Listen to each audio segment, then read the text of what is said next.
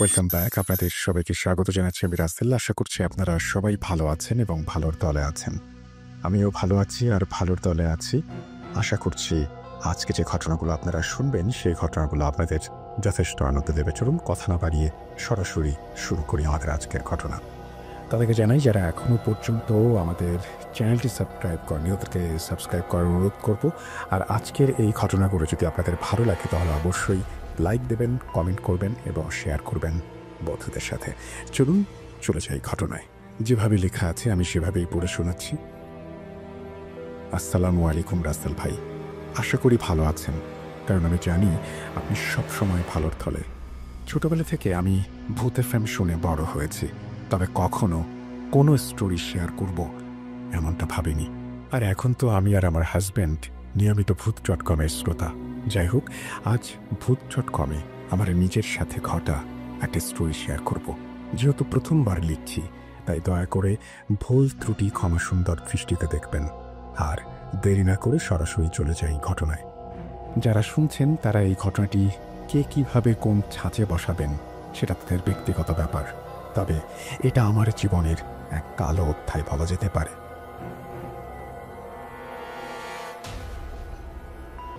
আব্বুর চাকরির সুবাদে ট্রান্সফার হয়ে তখন ছিলাম মাগুরায়। মাগুরায় আমার ক্লাস 3 থেকে 8 পর্যন্ত বেড়ে ওঠা। সেখানে একটা প্রাইমারি স্কুলে ক্লাস 4-এ পড়াকালীন সময়ে খেলতে গিয়ে এক বান্ধবীর মাথায় আঘাত লেগে পড়ে যাই। যে বান্ধবীর মাথায় আঘাতটা লাগে আসলে তারও ভীষণ ব্যথা পাবার কথা ছিল, কিন্তু ব্যথার শিকার শুধু আমিই হলাম। একে তো ছোট ছিলাম, তাই স্বাভাবিকভাবেই অনেক কান্না করছিলাম। ক্লাসের অন্যান্য ফ্রেন্ডরা এসে আমার কান্না থামানোর চেষ্টা করছিল। এক পর্যায়ে আমি স্বাভাবিক হলাম এবং এটাই হলো মূল ঘটনার সূত্রপাত। পরদিন থেকে স্কুলে গিয়ে প্রথম পিরিয়ডেই হঠাৎ মাথা ব্যথা শুরু। শরীর ভালো লাগছে না, যার দরুন ছুটি নিয়ে বাসায় চলে আসি এবং বাসায় ফিরে ঘুমিয়ে যাই এবং এই ঘুম ভাঙে বিকেল 4টা-5টার দিকে। কয়েকদিন টানা এই অবস্থা যাবার পর আমার আব্বু আম্মুর মাথায় চিন্তার রেখা দেখা দিল এবং আমাকে জিজ্ঞেস করলো কি সমস্যা হচ্ছে। আমি তাদের বলি যে আমার মাথা ব্যথা করে, মাথার পেছনের দিকে, আর ঘুমালে হুঁশ থাকে না। আব্বু আম্মু চিন্তা করলো আমাকে একজন ভালো নিউরোলজিস্টের কাছে নিয়ে যাবেন, তাই দেরি না করে একজন ভালো নিউরোলজিস্টের কাছে নিয়ে গেলেন এবং উনি সব শুনে আমাকে বেশ কিছু টেস্ট করতে দিলেন। কিন্তু সব টেস্টেই দেখা গেল আমার কোনো সমস্যা নেই, আমি সম্পূর্ণ সুস্থ। তবে উনি জানালেন হয়তো ব্রিগিওগের কোনো লক্ষণ দেখা দিচ্ছে। এসব বলে কিছু ওষুধ দিলেন, যা ছিল আসলেই অনেক হাই ডোজের ঘুমের ওষুধ। দিন দিন আমার শরীর ভাঙতে থাকে আর সারাদিন আমি শুধু ঘুমোতে থাকি। মাগুরা, যশোর, ফরিদপুর সব জায়গার নিউরোলজিস্ট দেখানো শেষ এবং সব রকমের টেস্ট করানো শেষ। এর মধ্যে আমার আর শুধু মাথা ব্যথায় সীমাবদ্ধ নেই, বিষয়টা চলে গেছে অজ্ঞানের পর্যায়ে। আমি শুধু সেন্সলেস হয়ে যেতাম এবং খিঁচুনি উঠত। তারপর কিছু সময় পর নিজে নিজে জ্ঞান ফিরত, তবে শরীর ভেঙে একদম কঙ্কালের মতো হয়ে গেল। একদিন অজ্ঞান হয়ে খিঁচুনি উঠে এমনই অবস্থা হলো যে আমাকে অ্যাম্বুলেন্সে করে ঢাকায় একটি নামকরা প্রাইভেট হাসপাতালে ভর্তি করানো হলো।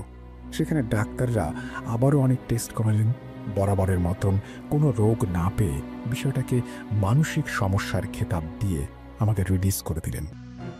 একে তো এত ডাক্তার, হসপিটাল করে অনেকগুলো টাকা খরচ হয়ে গেছে, তাই আব্বু আম্মুর দুশ্চিন্তা এখন চরম পর্যায়ে। তবে ঢাকা থেকে আসার পর আমি একটু সুস্থ হতে শুরু করলাম, যদিও এই সুস্থতা বেশি দিন টেকেনি।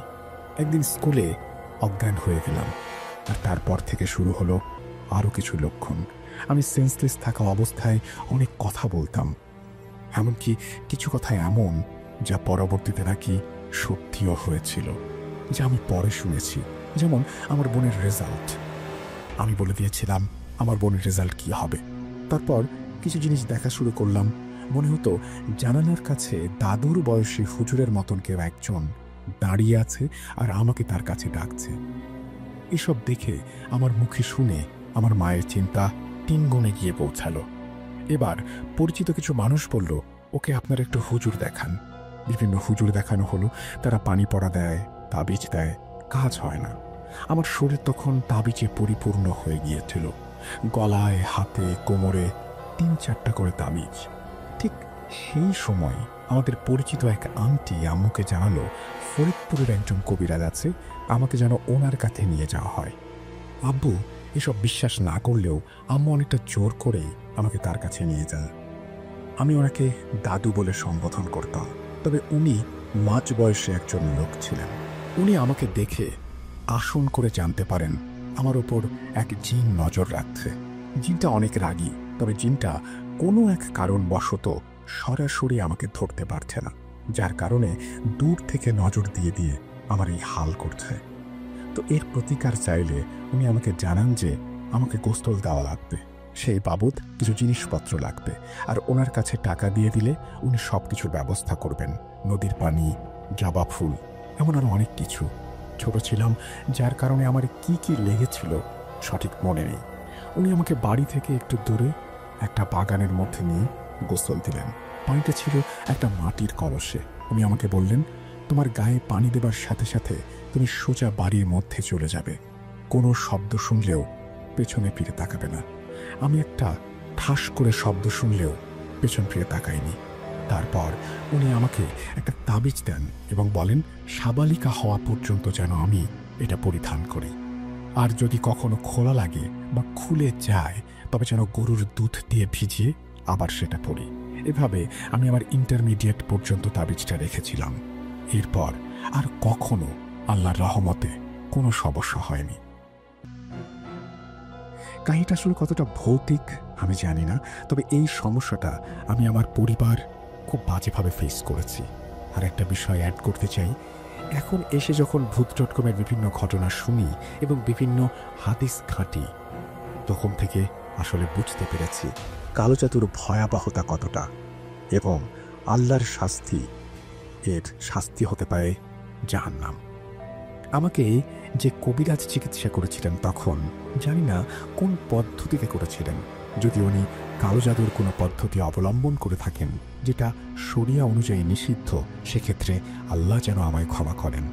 তখন আমি অনেক ছোট ছিলাম, আর আমার গার্ডিয়ান অনেকটা নিরুপায় হয়েই আমাকে চিকিৎসা করিয়েছিলেন। এই ছিল ঘটনা। সবাই ভালো থাকবেন। আমি চাই না আমার নাম এবং ঠিকানা প্রকাশ করতে, সুতরাং আমি নাম এবং ঠিকানা প্রকাশ করছি না। আশা করছি এই ঘটনাটি আপনাদের ভালো লেগেছে। যদি ভালো লাগে অবশ্যই আমাদের জানাবেন। আমরা চলে যাব আমাদের পরবর্তী ঘটনায়।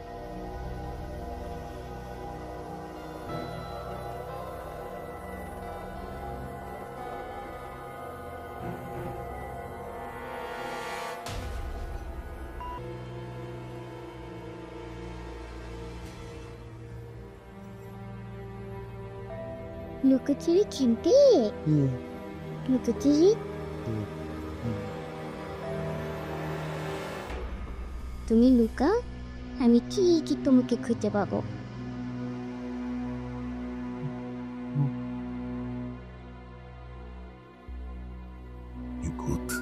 Good.com with Russell.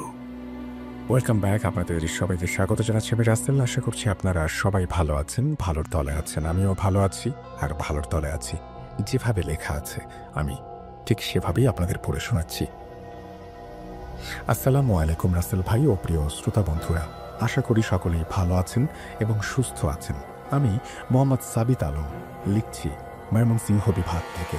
আজ আমি যেই ঘটনাটি আপনাদের সামনে দিয়ে এসেছি সেই ঘটনাটা আমাকে বলেছেন নাদিয়া আপু। ঘটনাটি আমি নাদিয়া আপুর ভাষাতেই লিখছি এবং অনিচ্ছাকৃত ভুল ত্রুটির জন্য সবার ক্ষমা প্রার্থনা করছি। বলছেন নাদিয়া আপু, আমি নাদিয়া। আজ আমি যে ঘটনাটি শেয়ার করব সেই ঘটনাটা আমাদের নিজের পরিবারের মাঝেই ঘটেছিল। তখন আমি ম্যাট্রিকের স্টুডেন্ট। আমরা শুরু থেকে ভাড়া বাড়িতে থাকতাম। আর্থিকভাবে খুব শক্তিশালী ছিলাম না বলে নিজের একটা বাড়ি কেনার সুযোগ হয়নি। সে কারণেই এক ভাড়া বাসা থেকে আর এক ভাড়া বাসায় যেতে যেতে অনেক ঝামেলা, অনেক দুঃখ, অনেক অস্বস্তি সইতে হয়েছে।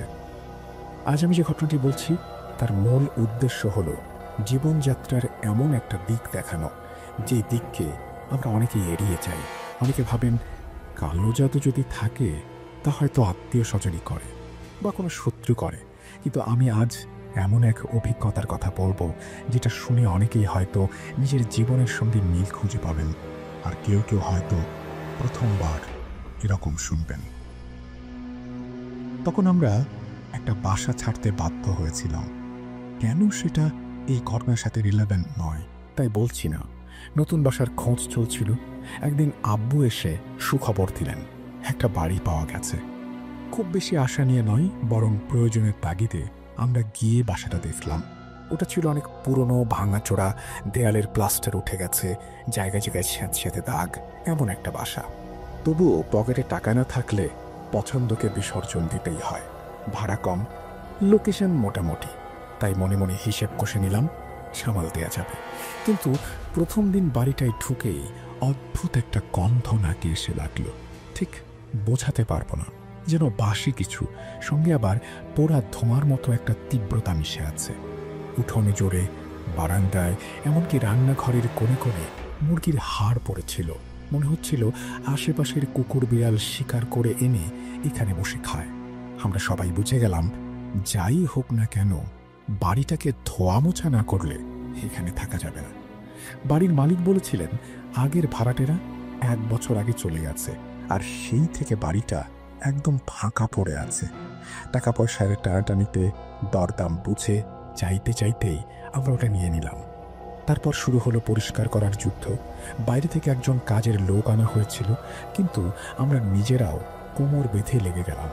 জঞ্জাল, ধুলো, লম্বা দিনের বদ্ধ গন্ধ, জলপোকা, শ্যাওলা, সবকিছু মিলিয়ে এমন একটা অবস্থা যে শুধু পরিষ্কার করতেই 3-4টা দিন কেটে গেল। পরিষ্কার শেষ করে যখন আসবাবপত্র সরানো শুরু হলো, তাতেও আরো 3-4 দিন গেল। তাহলে এবার বুঝে নিন শরীর আর মন কিভাবে ভেঙে পড়েছিল আমাদের। ঠিক ওই সময় আমার বোর্ডের পরীক্ষা ছিল। একদিন পরীক্ষা, পরের দিন ঘর গোছানো, পরের দিন আবার এক্সাম। এভাবে 7-8 দিনের ভেতর আমাদের সবার অবস্থা কাহিল হয়ে গেল। অবশেষে আল্লাহ আল্লাহ করে আমরা শিফট করলাম। কিন্তু গিয়ে দেখি, যে যাই করি কারোরই মনে এই বাড়িটার জন্য একটুও টান নেই, যেন বাড়িটা নিজে থেকেই মানুষকে দূরে ঠেলে দেয়। ভাই বেশি সময় বাইরে কাটাতে শুরু করলো। বলতো, জানি না বাড়িতে আসার সময় মনটাই কেমন করে, আসতে ইচ্ছে করে না। আব্বু অফিস থেকে ইচ্ছে করেই দেরি করে ফিরতেন। আম্মি নানা অজুহাতে প্রতিবেশীদের ওদিকে চলে যেতেন। বাসায় তখন পড়ালেখার নামে আমি আর আমার ছোট বোন বেশি থাকতাম। আমার নিজেরও বাড়িতে থাকতে মন চাইত না, কিন্তু যাওয়ার কোনো জায়গা ছিল না। আর পরীক্ষার চাপ ছিল বলে বাইরে ঘুরে বেড়ানোর সম্ভাবনাও ছিল না। রাতের বেলা গোসলখানায় গেলে যেটা অনুভব করতাম, সেটা ভাষায় ঠিক বোঝানো যাবে না। জানি যে আমি একা আছি, তবু মনে হতো কেউ যেন পেছনে দাঁড়িয়ে আছে। পানির কলের শব্দ থেমে গেলে যে নীরবতা তৈরি হয়, তার ভেতরও একটা ভারী উপস্থিতি টের পেতাম। মনে হতো চোখ রেখে কেউ তাকিয়ে আছে। গোসলটা ঝটপট শেষ করে দম না নিয়েই ছুটে বেরিয়ে আসতে ইচ্ছে করত। আর এটা শুধু আমার একারই না, আম্মি, ভাই, এমনকি ছোট বোনও এসব অস্বস্তির কথা বলতো। আমরা বুঝতে পারছিলাম না এটা কি আসলে জিনঘটিত কোনো ব্যাপার, নাকি নতুন জায়গায় উঠলে যেমন একটু সময় লাগে তেমনই একটা ব্যাপার। অনেক সময় তো বাড়ি বদলালে অচেনা গন্ধ, বিভিন্ন শব্দ, নতুন দেয়াল, সব মিলিয়ে মানুষ অস্বস্তি বোধ করে। আমরা চেষ্টা করছিলাম সব কিছুকে সেই ব্যাখ্যায় সাজাতে। এদিকে আমি প্রতিবেশীদের কাছ থেকে কিছু জানতে চেয়েছিলেন, কিন্তু মুখ ফুটে কেউ কিছু বলতে চাইছিল না। আমরা ভাড়াটে, মালিক থাকেন পাশের দিকেই, তিনি নাকি একটু রাগী স্বভাবের। কেউ তার সঙ্গে ঝামেলায় জড়াতে চায় না। সবাই শুনে শুনে বলল, ভালোই তো দেখাচ্ছে, আপনি থাকলে বুঝবেন। আমরা বাধ্য হলাম চুপ করে সেই বাড়িতে থাকতে। ভাড়াও বাজার দরের চেয়ে কম, সেই হিসেবেই থাকা আর ছাড়ার কোনো উপায়ও দেখছিলাম না। আমাদের পরিবার ছোট, ছোট বোনের বয়স তখন 5 বছর, ভাই আমার থেকে 2-3 বছরের বড়। আমি, ভাই, আম্মি, আব্বু আর আমার ছোট বোন। বাড়িটা বড়, প্রায় 6টা রুম, তাই 3টা রুম ব্যবহার করতাম, বাকিগুলো খালি থাকতো। শুক্রবারের দিন ভাই নামাজ পড়তে বেরোবার জন্য তৈরি হচ্ছিল।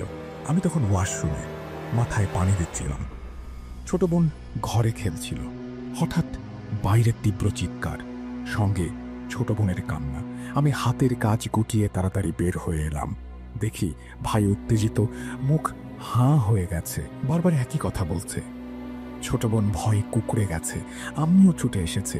ভাই বোঝাতে চাইছে, কিন্তু তার গলাটা কাঁপছে।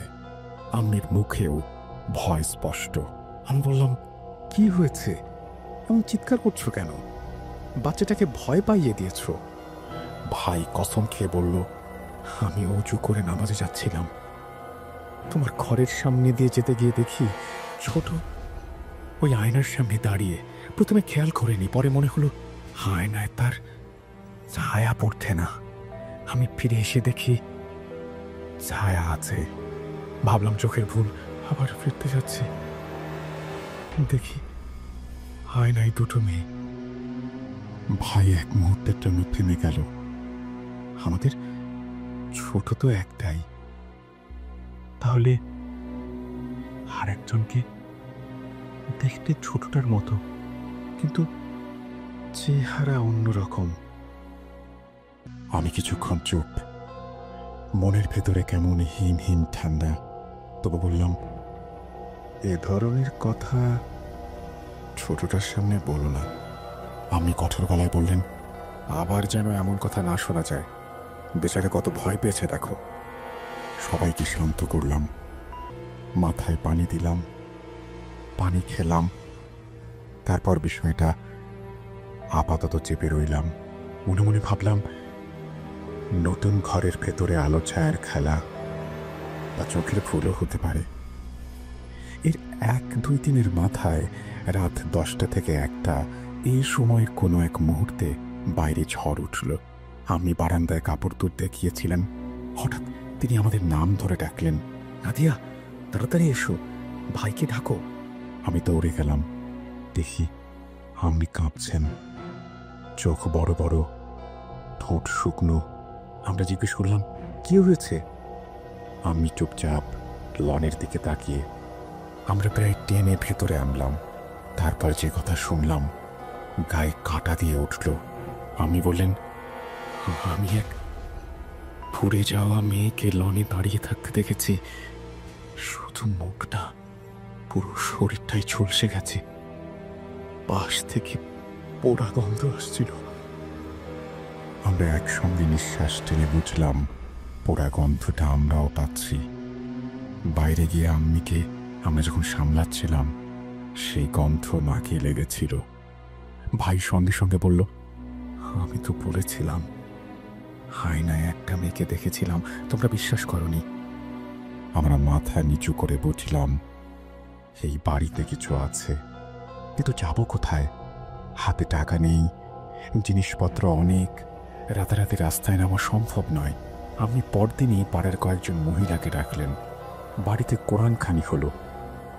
আমরা ভেবেছিলাম এতে শান্তি আসবে, কিন্তু হয়তো সেটাই আমাদের সবচেয়ে বড় ভুল ছিল।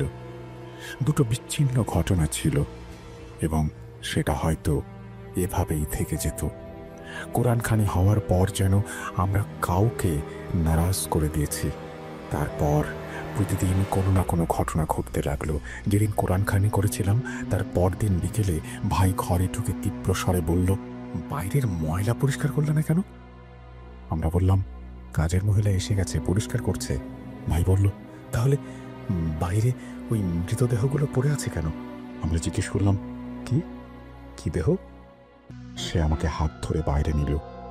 দেখি আয়নার একদিকে মরা কবুতরের ছানা, অন্যদিকে 2টা মরা কাক। কিছু লন্ড্রি এরিয়ায়, কিছু লনে। ঘরের এক পাশ খুললেই কোথাও না কোথাও একটা মরদেহ চোখে পড়ে। অন্ধকার নামছে, চারপাশের বাড়িগুলোতে আলো জ্বলছে, আর আমাদের ভাঙাচোরা উঠোনে মৃত প্রাণী। দৃশ্যটা এত ভীতিকর ছিল, বুক ভার হয়ে আসছিল। আমরা বললাম, সকাল হলে কাজের লোক আসবে, সব উঠিয়ে ফেলবে। দরজা লক করে ভেতরে ঢুকে পড়লাম। রাতভর বেড়ালের কান্নার শব্দ, জানালার আড়াল থেকে আছড়ে পড়া সুর, ডিসেম্বর কিংবা জানুয়ারির ঠান্ডা, বাতাস ভারী, পাখা বন্ধ, নীরবতার মধ্যে ছোট ছোট শব্দ কেমন করে যেন বেড়ে যায়।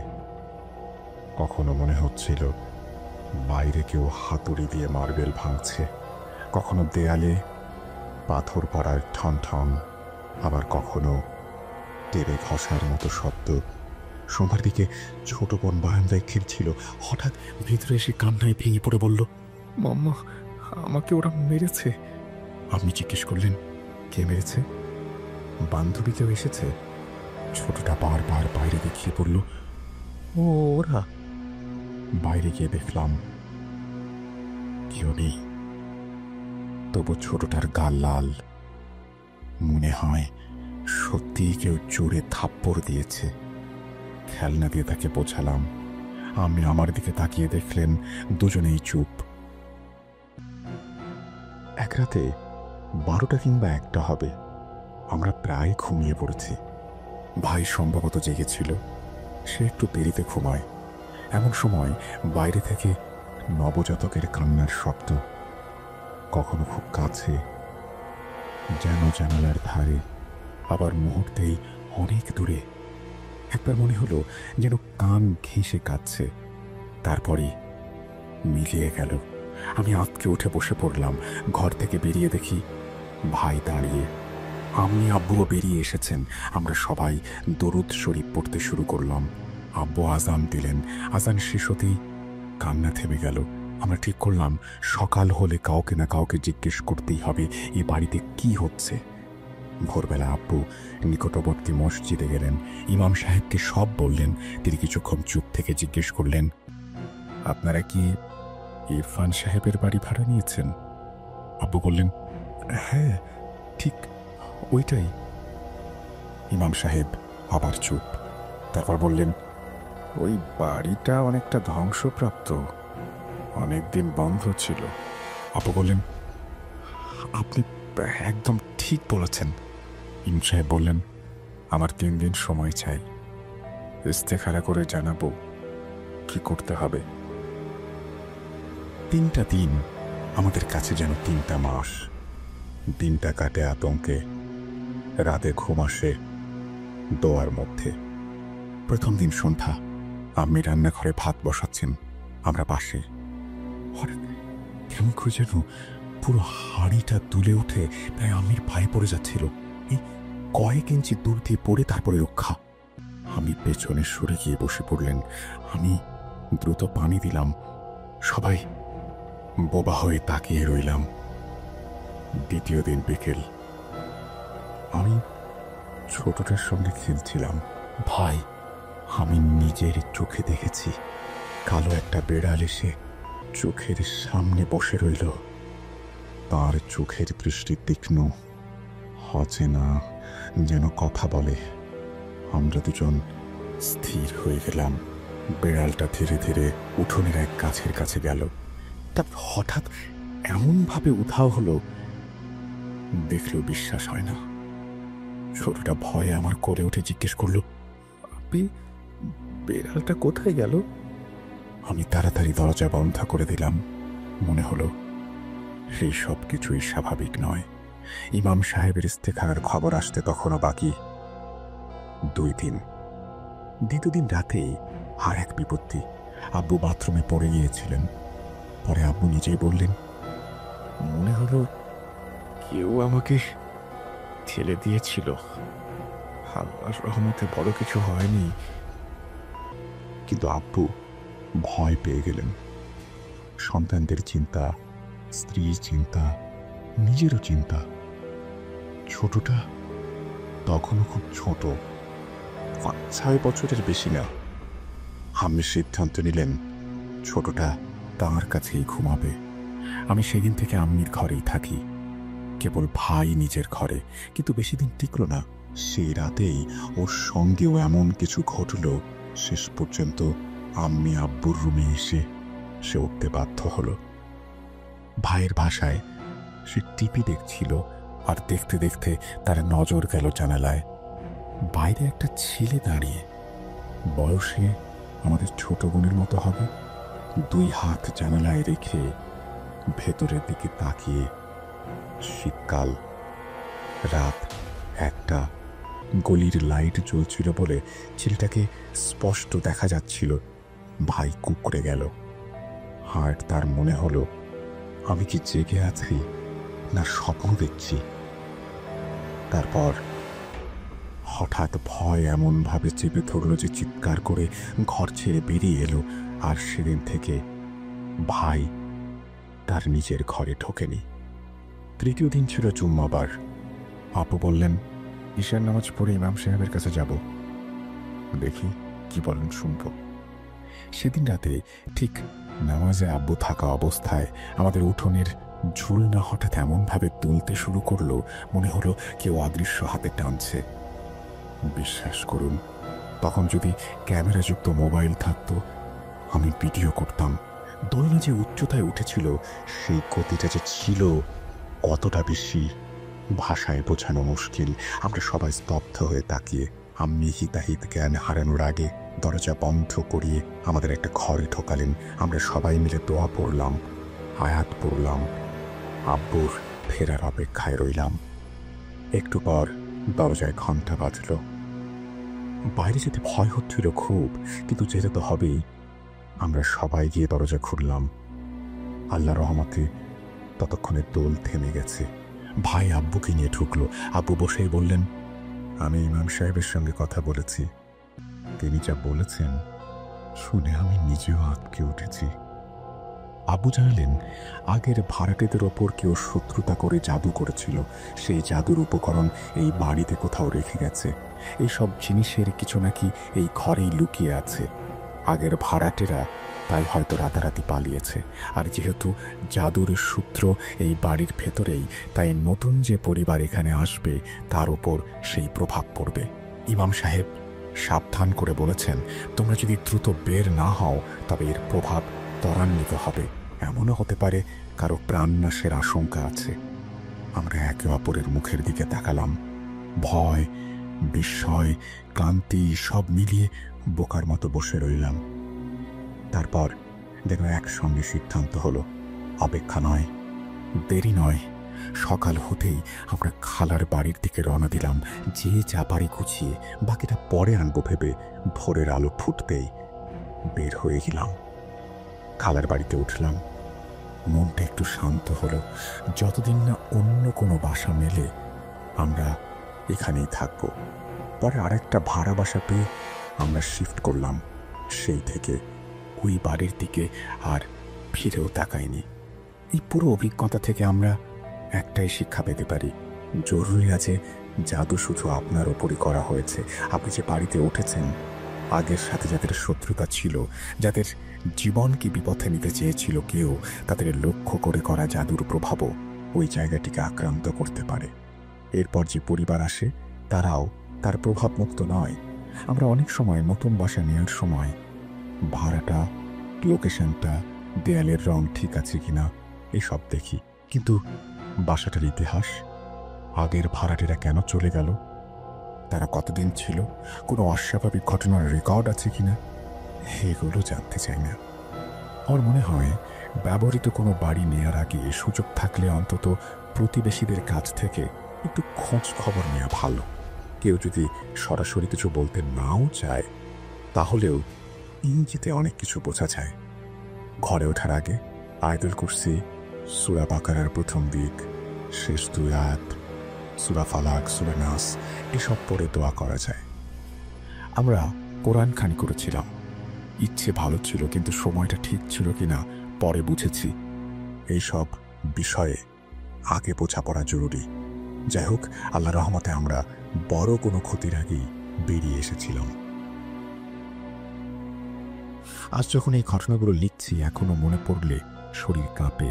গোসলখানার সেই অনুভূতি, আয়নার সামনে দুটো মেয়ে, লনে দাঁড়িয়ে থাকা পোড়া মেয়ে, হাড় পোড়া গন্ধ, উঠোনে ছড়িয়ে থাকা মরা কবুতরের ছানা আর দুইটা কাক, রাতের অন্ধকারে বেড়ালের তীব্র কান্না, দেয়ালে পাথর পড়ার আওয়াজ, টেনে ঘষার মতো অনবরত শব্দ, ছোট বোনের ওরা মেরেছে বলা, শিশুর কান্না আর আজানের সঙ্গে সঙ্গে থেমে যাওয়া, জানালায় দুই হাত রেখে দাঁড়িয়ে থাকা সেই ছেলেটা, আর ঝুলনার উন্মত্ত দুরনি।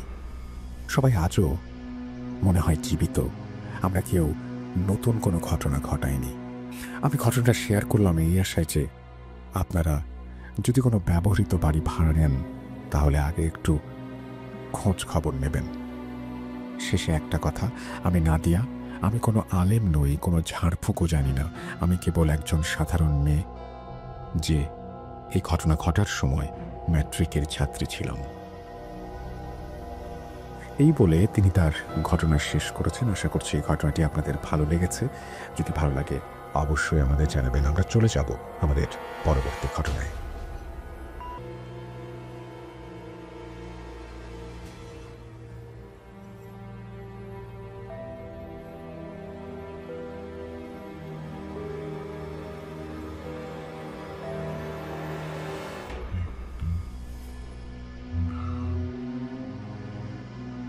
চলছি 1.5 মিলিয়ন সেলিব্রেশন।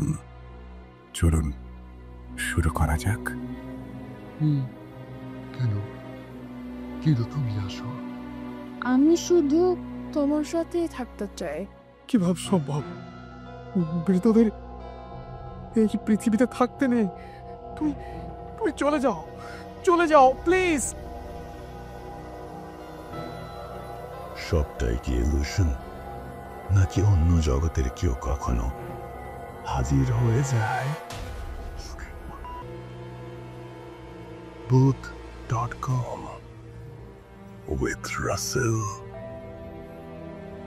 Welcome back. আপনাদের সবাইকে স্বাগত জানাচ্ছি রাসেল। আশা করছি আপনারা সবাই ভালো আছেন এবং ভালোর তলে আছেন। আমিও ভালো আছি আর ভালোর তলে আছি। কোনো কথা না বাড়িয়ে আমরা চলে যাব আমাদের পরবর্তী ঘটনায়। চলুন শুরু করা যাক। আমার নাম নিলয়।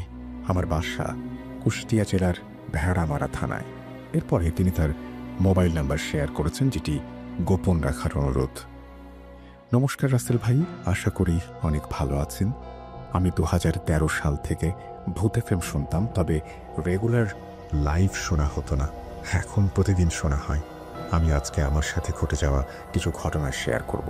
লেখার মধ্যে অনেক ভুল থাকবে, সেজন্য আমি আগেই ক্ষমা প্রার্থী, কারণ এটা আমার লেখা প্রথম ঘটনা। আমি কোনো কথা না বাড়িয়ে ঘটনায় চলে যাচ্ছি।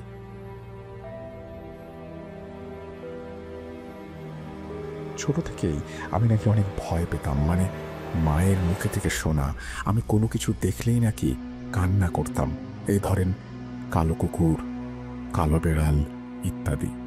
তো আমি যখন প্রথম কলেজে উঠি তখন থেকেই আমি কিছু অস্বাভাবিক জিনিস ফিল করি। আমি কোনো একদিন সন্ধ্যার দিকে আমার বাসার পেছনে দাঁড়িয়ে কারো সাথে ফোনে কথা বলছিলাম। বলে রাখি, আমার বাসার আশেপাশে অনেক গাছগাছালি ছিল। আমাদের ছোট একটা বাগান আছে, যেখানে আমার বাবা অনেক ধরনের গাছ লাগিয়ে তার পরিচর্যা করেন। আর তার পাশেই ছিল একটা ছোট বাঁশঝাড়, যা আমাদেরই, আর তার পেছনে অনেক বাঁশঝাড় যেটা অন্য মানুষের। তো এর আগেও এইখানে অনেক কিছু ঘটেছে অনেকের সাথেই। এখানে বহু বছর আগে একটা মন্দির ছিল, যেটা আমার দাদুদের ছিল। আর আমার দাদুদের অনেক সম্পত্তি ছিল, যেটা অনেক মানুষ জোর করে দখল করে নিয়েছিল। যুদ্ধের আগে আমাদের পরিবারের অনেক মানুষ ইন্ডিয়াতে চলে যায়, তাই তখন অনেকে অনেক জায়গায় অনেক কিছু দখল করে ফেলেছিল। বলে রাখি, আমাদের বাসার আশেপাশে এমন অনেকে আছে যারা এখনো আমাদের জায়গা দখল করে জীবনযাপন করছে। তার মধ্যেই একজনের বাসার ওইখানে আমাদের সেই মন্দিরটি ছিল। তার সাথেই ছিল বিশাল এক তাল গাছ। অনেকে এই দিক দিয়ে যাওয়ার সময় সেই তাল গাছে অনেক রাতে কোনো কিছুর শব্দ শুনতে পেতেন, যেটা আমিও অনেকবার পেয়েছি। এই তাল গাছটা নেই, তবে তাল গাছ নিয়ে অনেক ঘটনা আছে, যেটা অন্যদিন শেয়ার করব।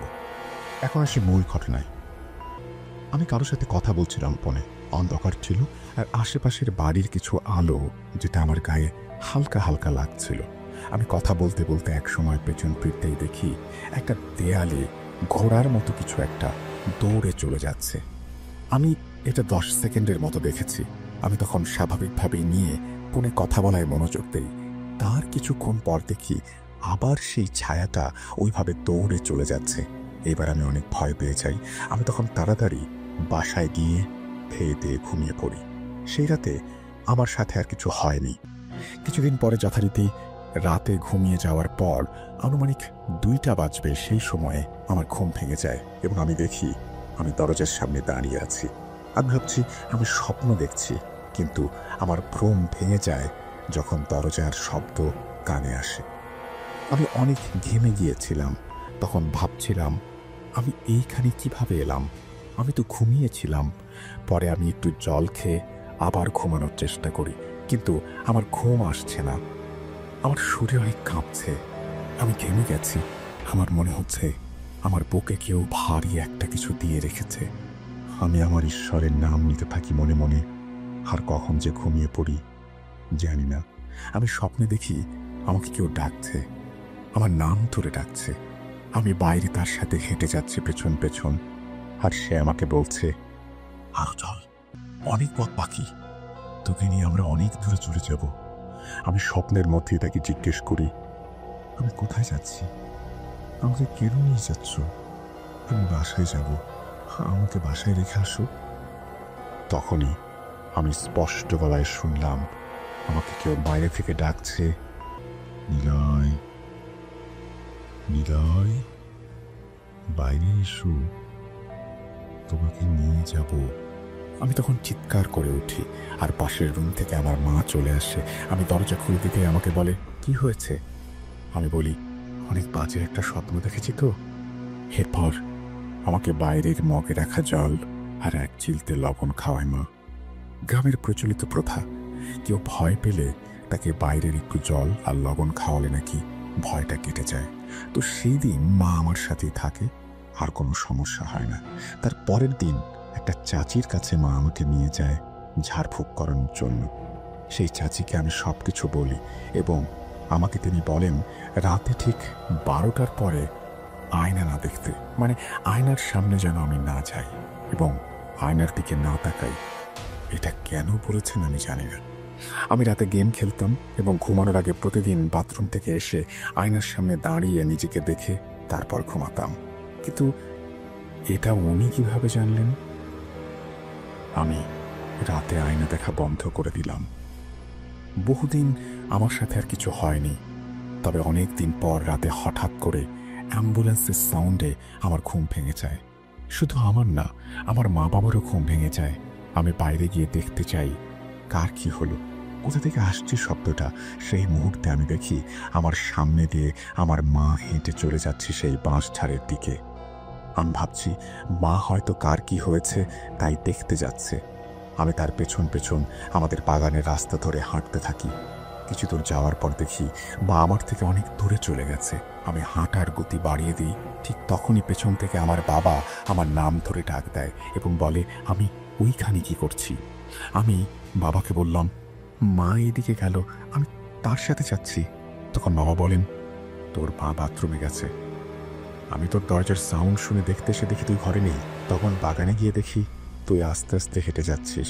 কি হয়েছে? কোথায় যাচ্ছিস এভাবে এত রাতে? তখন আমি আমার বাবাকে বলি, রাত কয়টা বাজে? বাবা জানায়, রাত 3:30। তখন আমার গায়ে একটা ঝাঁকুনি দিয়ে ওঠে আর আমার সারা শরীর কাঁপতে থাকে। আমি একটা দৌড় দিয়ে আমার রুমে চলে যাই এবং প্রচণ্ড ভয় পাই। আর আমি মাকে বলি, তোমরা কি কেউ অ্যাম্বুলেন্সের সাউন্ড পাওনি? মা জানায়, হ্যাঁ পেয়েছি। ওইটা ওই দিকের বাসার একজন অসুস্থ ছিল, সে মারা গেছে। তাকে নিয়ে আসলো মাত্র ঢাকা থেকে অ্যাম্বুলেন্সে। তখনই সেই বাসা থেকে অনেক কান্নার আওয়াজ কানে আসে, আর সেই রাতে মা আমার সাথেই ঘুমায়। আবারও সেই চাচির কাছে আমাকে নিয়ে যাওয়া হয়, আর তিনি জানান, এমন হয়, ওটা ভয়ের কিছু না, একটা নাকি নিশির ডাক। এটা অনেকের সাথে এরকম হয়। বাইরে বের হওয়ার সময় গায়ে চিমটি দিয়ে বের হতে হয়। সেই কারণেই যদি গায়ে ব্যথা লাগে তাহলে বুঝতে হবে সব ঠিক আছে, আর যদি না লাগে তাহলে বুঝতে হবে তুমি আর তোমার মধ্যে নেই। তো তিনি পানি পড়া দিয়ে দিলেন, আর কিছু নিয়ম কানুন শিখিয়ে দিলেন। আর কোনো সমস্যা হয়নি। তার অনেক দিন পরে আমাদের এলাকায় একজন মারা যায়। তো আমরা আমাদের ধর্মের রীতি অনুযায়ী তাকে শ্মশানে নিয়ে যাই। বলে রাখি, সেদিন অনেক বেশি রাত হয়ে গিয়েছিল। আমরা শ্মশানে পৌঁছাতে পৌঁছাতে রাত প্রায় 12টা। তাকে যথারীতি পোড়ানোর সব কার্যক্রম শুরু করে দেওয়া হয় এবং খুব অল্প সময়ের মধ্যেই তাকে চিতায় উঠানো হয় পোড়ানোর জন্য। আমি আমার বন্ধুদের সাথে ওই দিকে গিয়ে বসে গল্প করছিলাম। অনেক রাত হয়ে যাওয়ায় এক বন্ধু আমাকে বলল, ঘড়িতে কয়টা বাজে দেখতে? আমি তাকে জানালাম 2:30। আমরা সবাই বলা বলি করছিলাম, আজকে অনেক রাত হয়ে গেল, কালকে সারাদিন ঘুমাতে হবে। এইসব নিয়ে আমাদের মধ্যে বেশ কিছুক্ষণ কথা হয়। তার একটু পরেই আমি ফেসবুকে স্ক্রলিং করছিলাম। হঠাৎ করেই আমি আমার ফোনের সময়ের দিকে তাকাতেই দেখি রাত 4টা বাজে। এটা দেখে আমি তো অবাক। একটু আগে দেখলাম 3টাও বাজেনি। এত তাড়াতাড়ি 4টা বাজলো কীভাবে? আমি আমার এক বন্ধুকে বললাম, দেখ তো তোর ফোনে কয়টা বাজে? সে দেখে বলল, ফোনে 2:47 বাজে। আমি তখন তাকে আমার ফোনের দিকে তাকাতে বললাম এবং বললাম, আমার ফোনে দেখ 4টা বাজে। পুরো 4টা 2 মিনিট হয়ে যাওয়ার পরেও দেখি সেই 4টাই বেজে আছে। এইবার আমি ভাবলাম হয়তো আমার ফোনের সমস্যা। আমি আমার সেটিংয়ে গিয়ে চেক করতে লাগলাম সব ঠিক আছে কিনা। ওইখানে সব ঠিকই ছিল, কোনো সমস্যা নেই। আর আমার ফোনটা একটু ভালো হওয়ায় এমন সমস্যা হওয়ার কথাও না। আমার তখন কেমন যেন সবকিছু অস্বাভাবিক লাগছিল।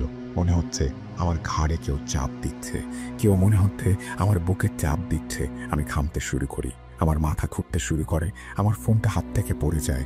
আমি কেমন যেন করছি এই ভেবে 3-4 মিনিট হয়ে যাওয়ার পরে কীভাবে যেন আমি স্বাভাবিক হয়ে যাই আর ফোনটা তাড়াতাড়ি করে অফ করে ফেলি। ফোনটা অফ করে আবার যখন অন করলাম দেখি 4টাই বেজে আছে। আমি আবারও ফোনটা অফ করি। এভাবে 2-3 বার অফ অন করার পরে ঘড়ির সময়টা ঠিক হয়ে যায়। আমি আমার বন্ধুদের বললাম, আমি বাসায় যাব, তোরা কেউ আমার সাথে যাবি? এইখানে একটা কথা বলে রাখি, আমাদের বাসা থেকে শ্মশান প্রায় 2-2.5 কিলোমিটার হবে। বন্ধুদের মধ্যে একজন বলল, পাগল হয়েছিস? এখন মধ্যরাত, রাস্তায় হেঁটে 2-3 জন যাওয়াটা ঠিক হবে না। শ্মশানের কাজ শেষ হোক, সবাই একসাথে যাব। তখনই এক বন্ধু বলে উঠল, শ্মশানের কাজ প্রায় শেষের দিকে, সবাই প্রস্তুত থাক, বাড়ি যাব। তার কিছুক্ষণ পরেই সবাই সব কাজ শেষ করে বাড়ির উদ্দেশ্যে রওনা দেয়। আমিও তাদের সাথে হাঁটতে থাকি। আমি আমার কাকাদের সাথে আর 4-5 জন একসাথে একটু আগে হাঁটতে থাকি।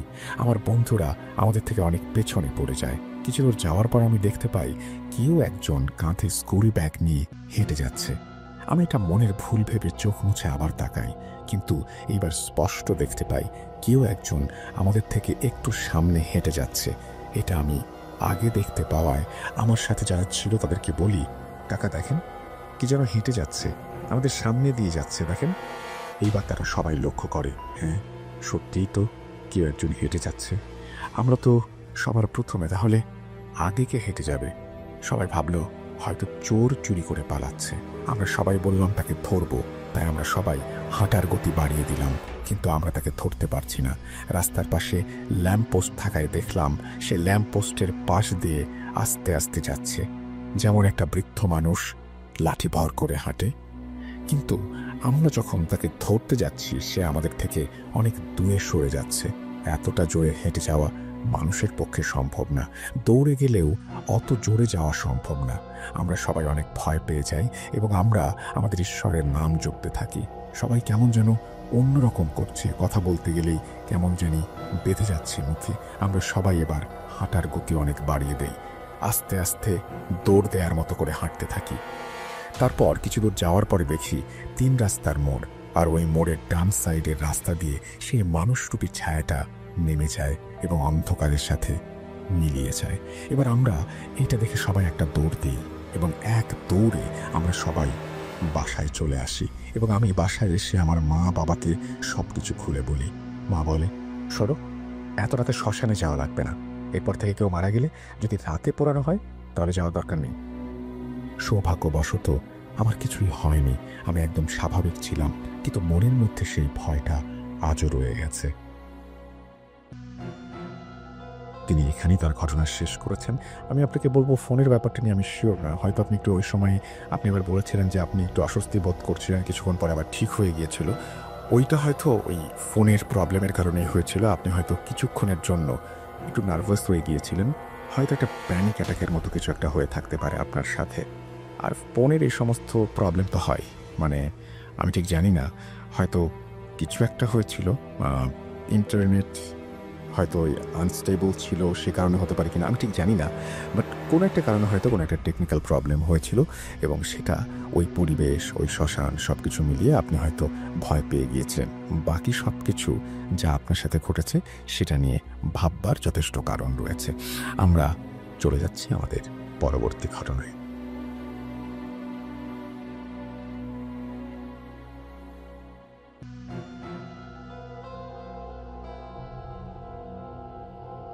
Spirit, be here with me.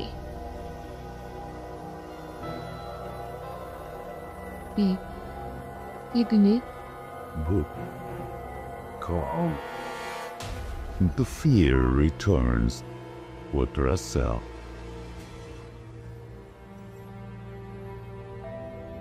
Welcome back. আশা করছি আপনারা সবাই ভালো আছেন এবং ভালোর তলে আছেন। আমিও ভালো আছি এবং ভালোর তলে আছি এবং আশা করছি আজকের শোটি আপনারা সবাই উপভোগ করছেন। যদি উপভোগ করে থাকেন তাহলে আপনাদের কাছে অনুরোধ করব, দয়া করে আমাদের চ্যানেলটি অবশ্যই বন্ধুদের সাথে বা পরিচিত যারা আছেন তাদের সাথে শেয়ার করুন এবং অবশ্যই যদি ঘটনা ভালো লাগে লাইক দিন, কমেন্ট করুন আর সেই সাথে সাবস্ক্রাইব করুন। আমরা চলে যাব আমাদের অডিও ক্লিপে।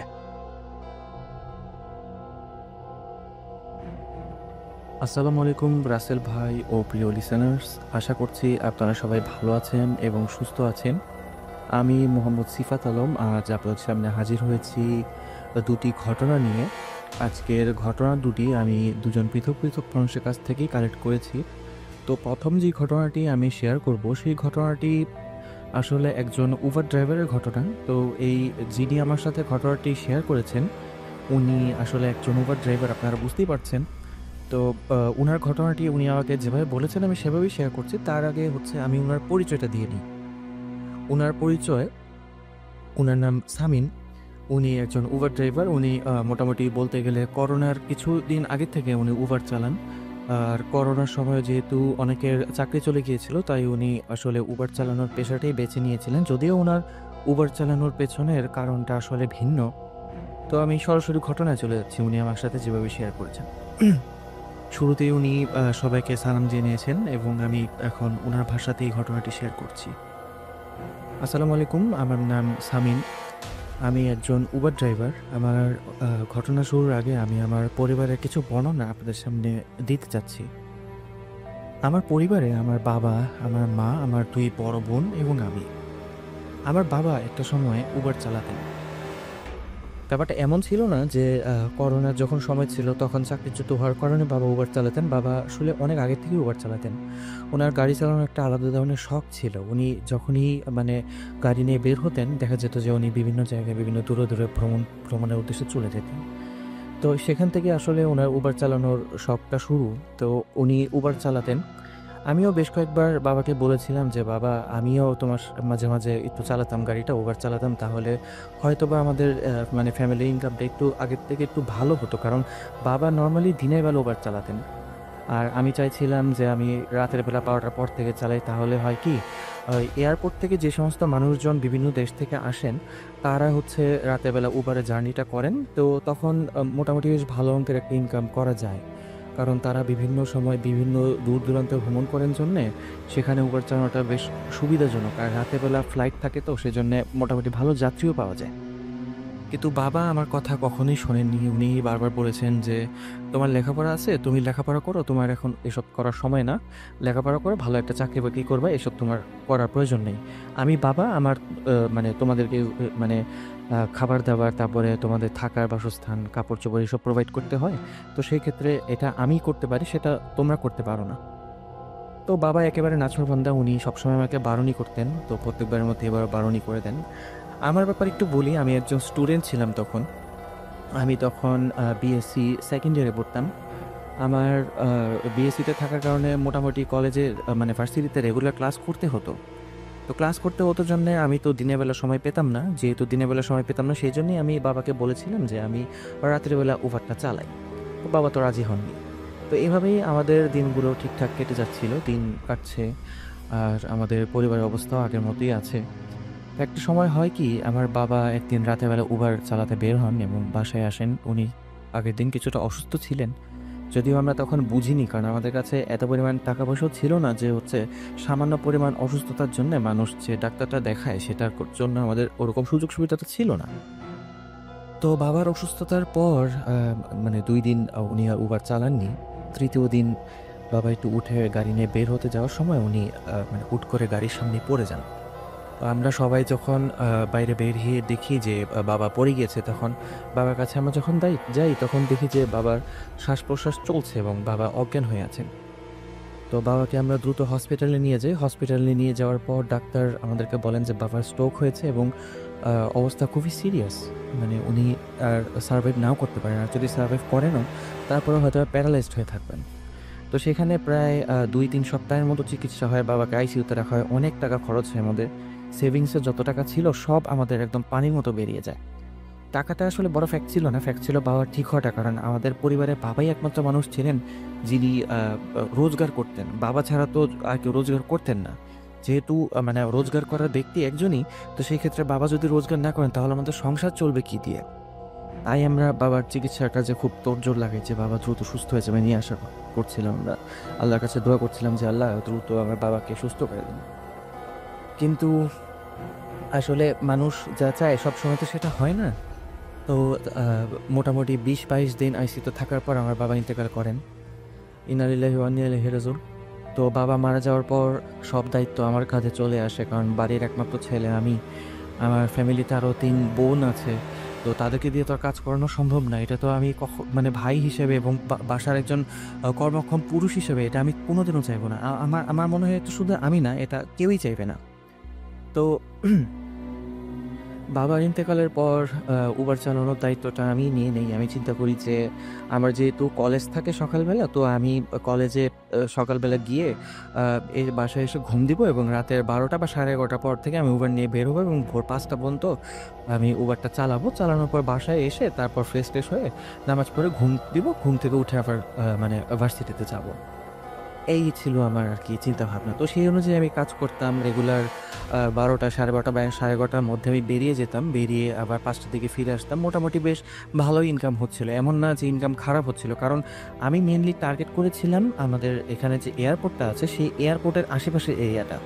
তো আমি কোথায় থাকি সেই জিনিসটা আমি আসলে তো আপনাদেরকে বলতে ভুলে গিয়েছিলাম। তো আমি আপনাদেরকে বলে দিচ্ছি, আমি ঢাকার কোনো একটা অঞ্চলে থাকতাম। তো ঢাকা এয়ারপোর্টের কথা বলছি আমি। সময়টা হবে করোনার কিছুদিন পরে, মানে করোনা তখন আর নেই। সে সময় হচ্ছে আমার বাবা ইন্তেকাল হয়। তো আমি উবার চালানো শুরু করি, এভাবেই আমার দিনকাল চলতে থাকে। তো নর্মালি রাতের বেলা যে রাইডগুলো আমি পেতাম সেগুলো আমি আগেই বলেছি আমি এয়ারপোর্ট এরিয়াতে মানে রাইড নিতাম। তো সেক্ষেত্রে এয়ারপোর্টের মানুষজনই বেশি থাকতো, আশেপাশে মানুষও কিছু থাকতো এবং দেখা যেত যেহেতু রাতের বেলা ড্রাইভটা করতাম, রাইডগুলো নিতাম, তো সেই ক্ষেত্রে মানুষের পরিমাণ তেমন একটা বেশি ছিল না। রাস্তাঘাট বেশ শুনশানই থাকতো, কারণ রাতে 3টা-4টা পর্যন্ত তো এটা অনেক রাত। সে সময় তো সাধারণত রাতে মানুষজন খুব একটা বের হন না। আর বের হলেও তারা সাধারণত এরকম উবার টুবার খুব একটা ইউজ করেন না, কারণ সবারই তো একটা মানে সেফটির একটা ভয় থাকে। তো সেটা আমারও থাকতো, এই জন্য রাতেরবেলা আমি এয়ারপোর্ট ছাড়া সাধারণত বাইরের যাত্রী খুব কমই তুলতাম। তো একদিন রাতেরবেলা আমি উবার চালাতে বের হয়েছি। তখন আমার মনে আছে তখন সময়টা হবে রাতের 11:50 বা 55 এরকম একটা সময় হবে। তো আমি রাইড নেওয়ার জন্য এয়ারপোর্টের আশেপাশে কোনো একটা এরিয়ার মধ্যে দাঁড়ানো। তো গাড়িতে ভাল লাগছিল না, অনেকক্ষণ যাবৎ বসে আছি, আজ রাইড খুব একটা পাচ্ছিলাম না। তো সেক্ষেত্রে বেশ বোরিং ফিল হচ্ছিল, তাই হাতে মোবাইলটা হাতে নিয়ে গাড়ির বাইরে গিয়ে মানে আমি গাড়ির মধ্যেই হেলান দিয়ে দাঁড়িয়েছিলাম। তো বেশ কিছুক্ষণ পর মানে আমি একটা রাইড রিকোয়েস্ট রিসিভ করলাম। তো রাইড রিকোয়েস্টটা পাওয়ার পর আমি দেখলাম যে রাইডটা হচ্ছে মোটামুটি এমন একটা অবস্থায় যে আমি হয়তো বা ওই রাইডটা দিয়ে খুব দ্রুতই আমার বাসায় চলে যেতে পারবো। তো আমি চিন্তা করছিলাম যে ঠিক আছে তাহলে এই রাইডটা আমি নেই, যেহেতু রিকোয়েস্ট আমার এখানে ঢুকেছে, তো অনেকক্ষণ যাবত রাইডও পাচ্ছিলাম না। তো আমি রাইডটা অ্যাকসেপ্ট করার পর আমি গাড়িতে প্রবেশ করার পর গাড়ি স্টার্ট করি। গাড়িটা স্টার্ট করার পর আমি খেয়াল করি যে আমার মোবাইলের ব্যাটারিটা লো দেখাচ্ছে। তো আমি মোবাইল চার্জ দিতে যাব, এমন সময় আমার ফোনটাই অফ হয়ে গেল অলমোস্ট।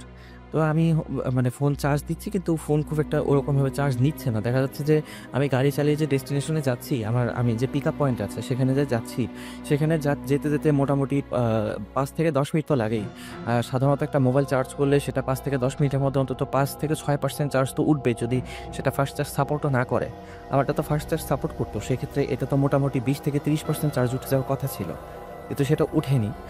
দেখা যাচ্ছিল আমার চার্জ ছিল তখন 2% এবং চার্জটা 3%-এ এসে আটকে আছে, চার্জটা উঠছে না। তো আমি ডেস্টিনেশনে যাওয়ার কিছুক্ষণ পর আমার ফোনটা বন্ধই হয়ে যায়। তো আমি ড্যাশবোর্ড থেকে, আমার নতুন একটা চার্জার ছিল, আর ড্যাশবোর্ডে সবসময় চার্জার থাকতো আমার কয়েকটা করে।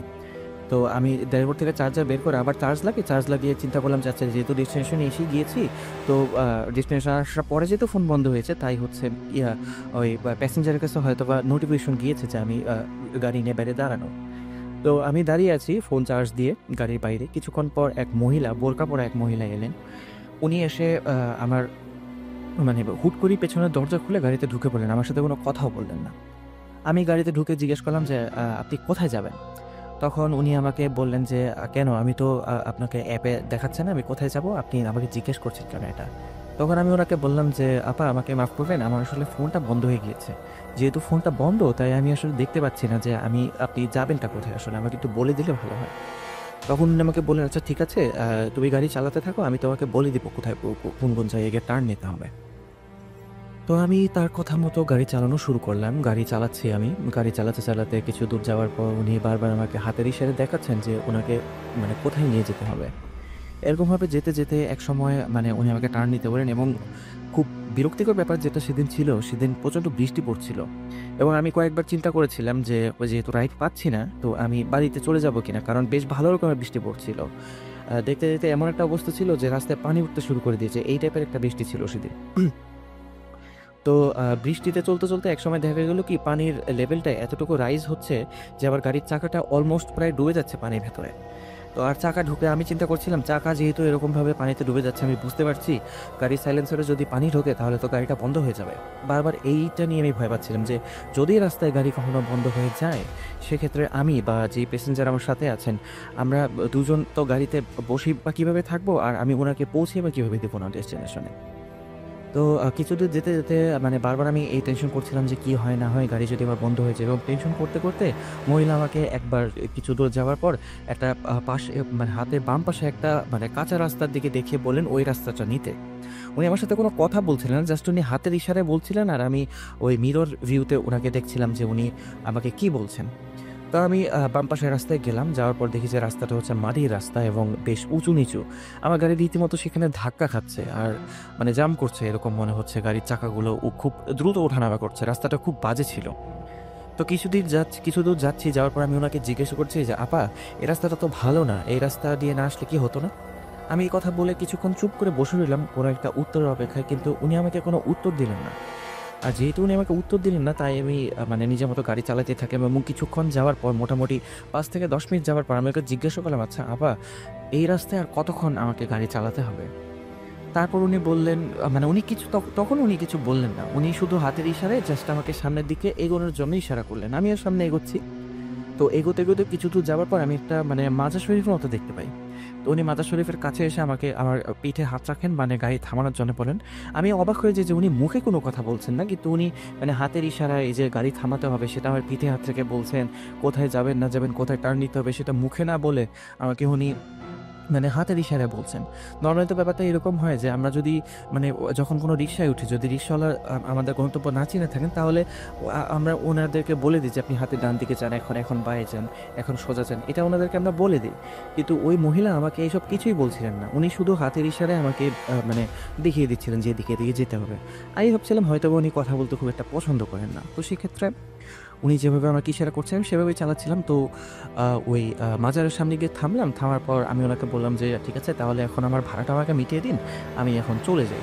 তখন উনি তখন আরেকবার বললেন, ওই আমি গাড়ি ওঠার পর যখন ওনাকে জিজ্ঞাসা করেছিলাম যে আপনি কোথায় যাবেন, তারপর উনি ফার্স্ট টাইম আমার সাথে তখন কথা বললেন। তো কথা বলার পর উনি আমাকে বললেন যে তুমি এখানে দাঁড়াও, আমি কিছুক্ষণ পর আবার ফিরে আসছি, তখন এই গাড়ি দিয়ে আমি আবার আমার বাসায় চলে যাব, যেখান থেকে আমাকে পিক আপ করেছো সেখানেই আমাকে নামিয়ে দিয়ে আসবে। তো আমি উনার কথা মতো সেখানে দাঁড়ালাম। চিন্তা করলাম, হ্যাঁ, ঠিক আছে, অসুবিধা নেই। সেখানে যাওয়া মানে উনার যেখানে গন্তব্য সেখান থেকে আমার বাসা খুব কাছে। তাহলে এখান থেকে যদি যাই তাহলে আমি এক্সট্রা একটা ইনকামও করতে পারছি। কারণ আমার এক্সট্রা টাকার বেশ দরকার ছিল। আমার কাছে সেভিংস কিছু ছিল, কিন্তু এটা মাসের শুরু ছিল। আমার আজও মনে আছে তারিখটা ছিল ২ তারিখ। আর ৫ তারিখের মধ্যে আমার বাসা ভাড়া, বিদ্যুৎ বিল, গ্যাস বিল, ইউটিলিটিস বিল যা কিছু আছে সব কিছু দিতে হয়। বোনেরা লেখাপড়া করছে, তাদের টিচারের খরচ দিতে হয়, সব কিছু দিতে হয়। আমি তো সারা মাস গাড়ি চালিয়ে কিছু টাকা সেভ করে রাখতাম এই সমস্ত খরচাদির জন্যে, বাসার খরচের জন্যে। তারপরেও কিছু টাকা আমার কাছে কম পড়ছিল। তাই আমি চিন্তা করছিলাম যে আজ কিছুক্ষণ বেশি সময় গাড়ি চালাই। তো গাড়ি চালানোর পর তাহলে হয়তোবা কিছু বেশি টাকা যদি ইনকাম হয় তাহলে হাতেও কিছু টাকা থাকলো। এই চিন্তা করেই মেইনলি আসলে আমি বেরিয়েছিলাম। কিন্তু আসলে আমার যতটুকু মনে হয় আমার কপালটাই খারাপ ছিল। নাহলে তো এরকম বৃষ্টি হতো না, আর যাত্রীও বৃষ্টির জন্য এত কম পেতাম না। তো আমি এইসব ভেবেই মানে ওখানে অপেক্ষা করার জন্য রাজি হয়ে যাই। চিন্তা করি যে ঠিক আছে, যেহেতু এক্সট্রা কিছু ইনকাম হচ্ছে তাহলে করি না। তো আমি সেখানে দাঁড়ালাম। দাঁড়ানোর কিছুক্ষণ পর দেখি যে মোটামুটি ১০ মিনিট পার হয়ে গেছে, উনি আসছেন না। তো উনি যেহেতু আসছেন না, তো আমি আরও কিছুক্ষণ অপেক্ষা করি। মোটামুটি ২০ মিনিট যখন হয়ে যায় তখন আমি চিন্তা করি, না, উনি তো অনেক বেশি লেট করছেন। তো আমি ফোনটা হাতে নিয়ে অন করে ওনাকে একটা ফোন দেওয়ার কথা চিন্তা করি। কিন্তু ফোন যেই হাতে নিলাম কিছুটা দূর থেকে আমি ওনাকে আবার আসতে দেখলাম। তো তখন আমি আর ফোনটা অন করলাম না। আমি চিন্তা করলাম ঠিক আছে, চার্জিং যেহেতু দেখছি মোটামুটি 30% চার্জ হয়েছে। যদিও এটা খুবই একটা আনএক্সপেক্টেড ব্যাপার যে আমার ফোন এত স্লো চার্জ হচ্ছে, এটা সচরাচর কখনো হয় না। তো আমি চিন্তা করলাম আচ্ছা ঠিক আছে, ফুল চার্জ হোক। বৃষ্টি বাদলের দিনে তো কারেন্ট চলে যায়, যদি বাসায় গিয়ে কারেন্ট না থাকে তাহলে তো পরের দিন বিপদে পড়ে যাব। এই জন্য গাড়িতেই ফোনটা চার্জ দিয়ে রেখেছিলাম আর অন করিনি। তো উনি গাড়িতে এসে উঠলেন। উঠার পর আমরা রওনা দিলাম। রওনা দিয়ে কাঁচা রাস্তা পেরিয়ে আবার যখন মেইন রোডে উঠলাম তখন দেখলাম যে এখন মেইন রোডে আরও বেশি পরিমাণ পানি। মানে কিছুক্ষণ গাড়ি চালালে হয়তো বা আমার গাড়ির সাইলেন্সারে পানি ঢুকে যাবে এবং আমার গাড়িটা বন্ধও হয়ে যেতে পারে। তো আমি গাড়ি চালাচ্ছি, এমন সময় হুট করে যেটার ভয় পাচ্ছিলাম সেটাই হলো। আমার গাড়িটা কিছু দূর যাওয়ার পর গাড়িটা বন্ধ হয়ে গেল, একদম হুট করেই বন্ধ হয়ে গেল। তো যেহেতু রাস্তার মাঝখানে গাড়িটা বন্ধ হয়েছিল তাই আমি গাড়ি থেকে নেমে গাড়ির স্টিয়ারিংটা একটু মানে মুভমেন্ট করে গাড়িটাকে একটু ঠেলে ঠুলে কোনো রকমে খুব কষ্টে গাড়িটাকে আমি একটু রাস্তার সাইডে নিলাম। আসলে সেদিন এত পরিমাণ পানি ছিল যে আমার কাছে মনে হচ্ছিল যে আমার গাড়ির ওজন হয়তো বা ১.৫ গুণ বেড়ে গিয়েছে। নর্মালি গাড়ি এর আগেও নষ্ট হয়েছে, আমি ধাক্কা যখন দিয়েছি তখন আমার কাছে এতটা কষ্ট লাগেনি। কিন্তু আজ আমি যে রাস্তাটা আবার স্বেচ্ছাতে পিচ লাগাচ্ছিলাম, তার মধ্যে আবার বৃষ্টি পড়ছে, ভিজে যাচ্ছি, এর মধ্যে গাড়িতে একজন মহিলাও বসে আছে। তো গাড়ির ওজনটা আমার কাছে স্বাভাবিকের থেকে অনেক বেশি মনে হচ্ছিল। তো গাড়িটা ধাক্কা দিয়ে আমি একটা সাইডে নিয়ে যাওয়ার পর খেয়াল করি যে যখন আমি গাড়ি ধাক্কা দিচ্ছিলাম বারবার একটা অদ্ভুত ঘটনা ঘটছিল। আমার গাড়ির পেছনে যে স্টোরেজটা আছে সেটার যে ডোরটা সেটা বারবার খালি ওপেন হয়ে যাচ্ছিল। আমি বারবার খালি সামনে এসে মানে ওই আমার গাড়ির ভেতরে বোতাম টিপে মানে বা বাটন টিপে আমি ওটা বন্ধ করছিলাম।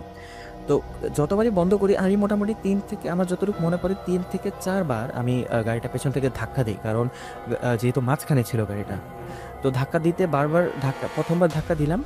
ধাক্কা দেওয়ার সময় হুট করে ওই ডোরটা ওপেন হয়ে গেল। তারপর আবার বন্ধ করলাম। এরকম ৪-৫ বার এরকম হলো। হওয়ার পর আমি কোনো রকমে গাড়িটাকে সাইড করে নিলাম। পরে চিন্তা করলাম যে থাক, এটা হয়তো কোনো টেকনিক্যাল ইস্যুর জন্য এরকম হচ্ছে, পানি ঢোকার কারণে হয়তো সিস্টেম জ্যাম হয়ে গিয়েছে। তো এরপর যখন সব কিছু ঠিকঠাক করে রাস্তার পাশে নিয়ে দাঁড়ানোর পর চিন্তা করলাম এখন কি করব, আর তো কোনো মানুষ নাই, রাস্তাঘাটে কাউকে দেখছি না। তো এই মহিলাকে নিয়ে এখন সারা রাত গাড়ির ভিতরে কীভাবে থাকবো? তো তারপর ওনাকে বললাম যে আপা, যদি কিছু মনে না করেন, আপনি কিন্তু চাইলে আপনার যদি কোনো আত্মীয়স্বজন থাকে তাদেরকে ফোন দিয়ে আপনি চলে যেতে পারেন, অসুবিধা নেই। আমাকে আপনার ভাড়াও দিতে হবে না এটার জন্য। আমি যে আপনাকে নিয়ে এসেছি সেটা ভাড়া দিলেই হবে, শুধু এইটুকু রাস্তার জন্য ভাড়া দিতে হবে না। আপনি ইচ্ছা করলে চলে যেতে পারেন, সমস্যা নেই। কারণ এত রাতে যেহেতু আমার গাড়িটা বন্ধ হয়ে আছে, আমি তো আপনাকে কোনোভাবে আপনার বাসায় পৌঁছে দিতে পারবো না। তো মহিলা বেশ কিছুক্ষণ চোখ থাকলেন। মোটামুটি ৩-৪ মিনিট উনি মানে নীরবতাই পালন করলেন।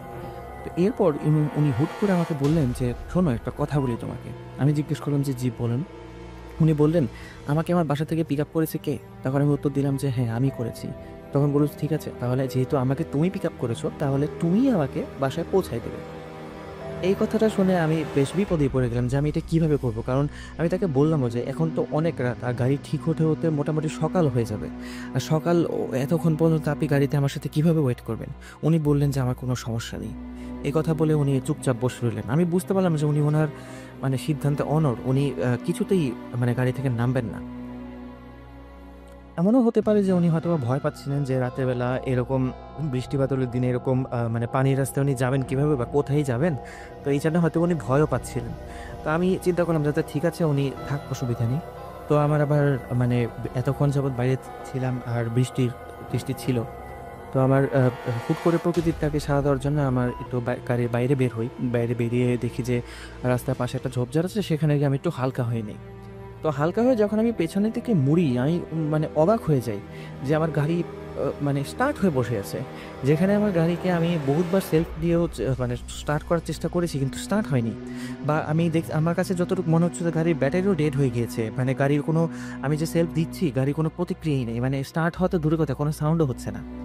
তো হুট করে গাড়িটাকে এভাবে অন দেখে, হেডলাইট অন, আবার দেখি যে ভেতরে ইঞ্জিনও চালু হয়ে আছে। আমি এসব দেখে মানে খুব অবাক হয়েছে যে এটা কিভাবে সম্ভব, এটা এমন কিভাবে হলো যে গাড়িটা, যেই গাড়ি আমি এতক্ষণ ট্রাই করলাম স্টার্ট করার জন্যে, সেটা কিভাবে হুট করে স্টার্ট হয়ে গেলো। এমন না যে বৃষ্টি কমে গিয়েছে বা হচ্ছে রাস্তার পানি কমে গিয়েছে, রাস্তা থেকে পানি নেমে গিয়েছে, যার কারণে হয়তো বা গাড়ির ভেতর থেকে পানি নামার কারণে গাড়িটা স্টার্ট হয়েছে, এমনও কিন্তু ছিল না। তো গাড়িটা স্টার্ট হয় নিজের থেকেই। আমি তো খুব খুশি, আল্লাহর কাছে শুকরিয়া জানাতে থাকি যে আল্লাহ তুমি এত বড় একটা বিপদ থেকে আমাদেরকে রক্ষা করলে। তো গাড়িতে উঠে আমি আবার খুব ধীরে ধীরে এবার গাড়িটা চালানো শুরু করি। আমি চাচ্ছিলাম না যে রাস্তার পানিগুলো খুব বেশি নড়াচড়া করুক, যাতে করে গাড়ির ভিতরে বিভিন্ন জায়গায় ঢুকে যেতে পারে। এদিকে খেয়াল করছিলাম যে গাড়ির মানে আমার যে ডোর আছে, সেই ডোর দিয়েও হালকা হালকা পানি ঢুকছে, এত পরিমাণ পানি ছিল। তো আমি গাড়ি চালাতে চালাতে চিন্তা করছি, আবার যেহেতু পানির লেভেল আরও বেড়ে যাচ্ছে, আবার না কখন গাড়িটা বন্ধ হয়ে যায়।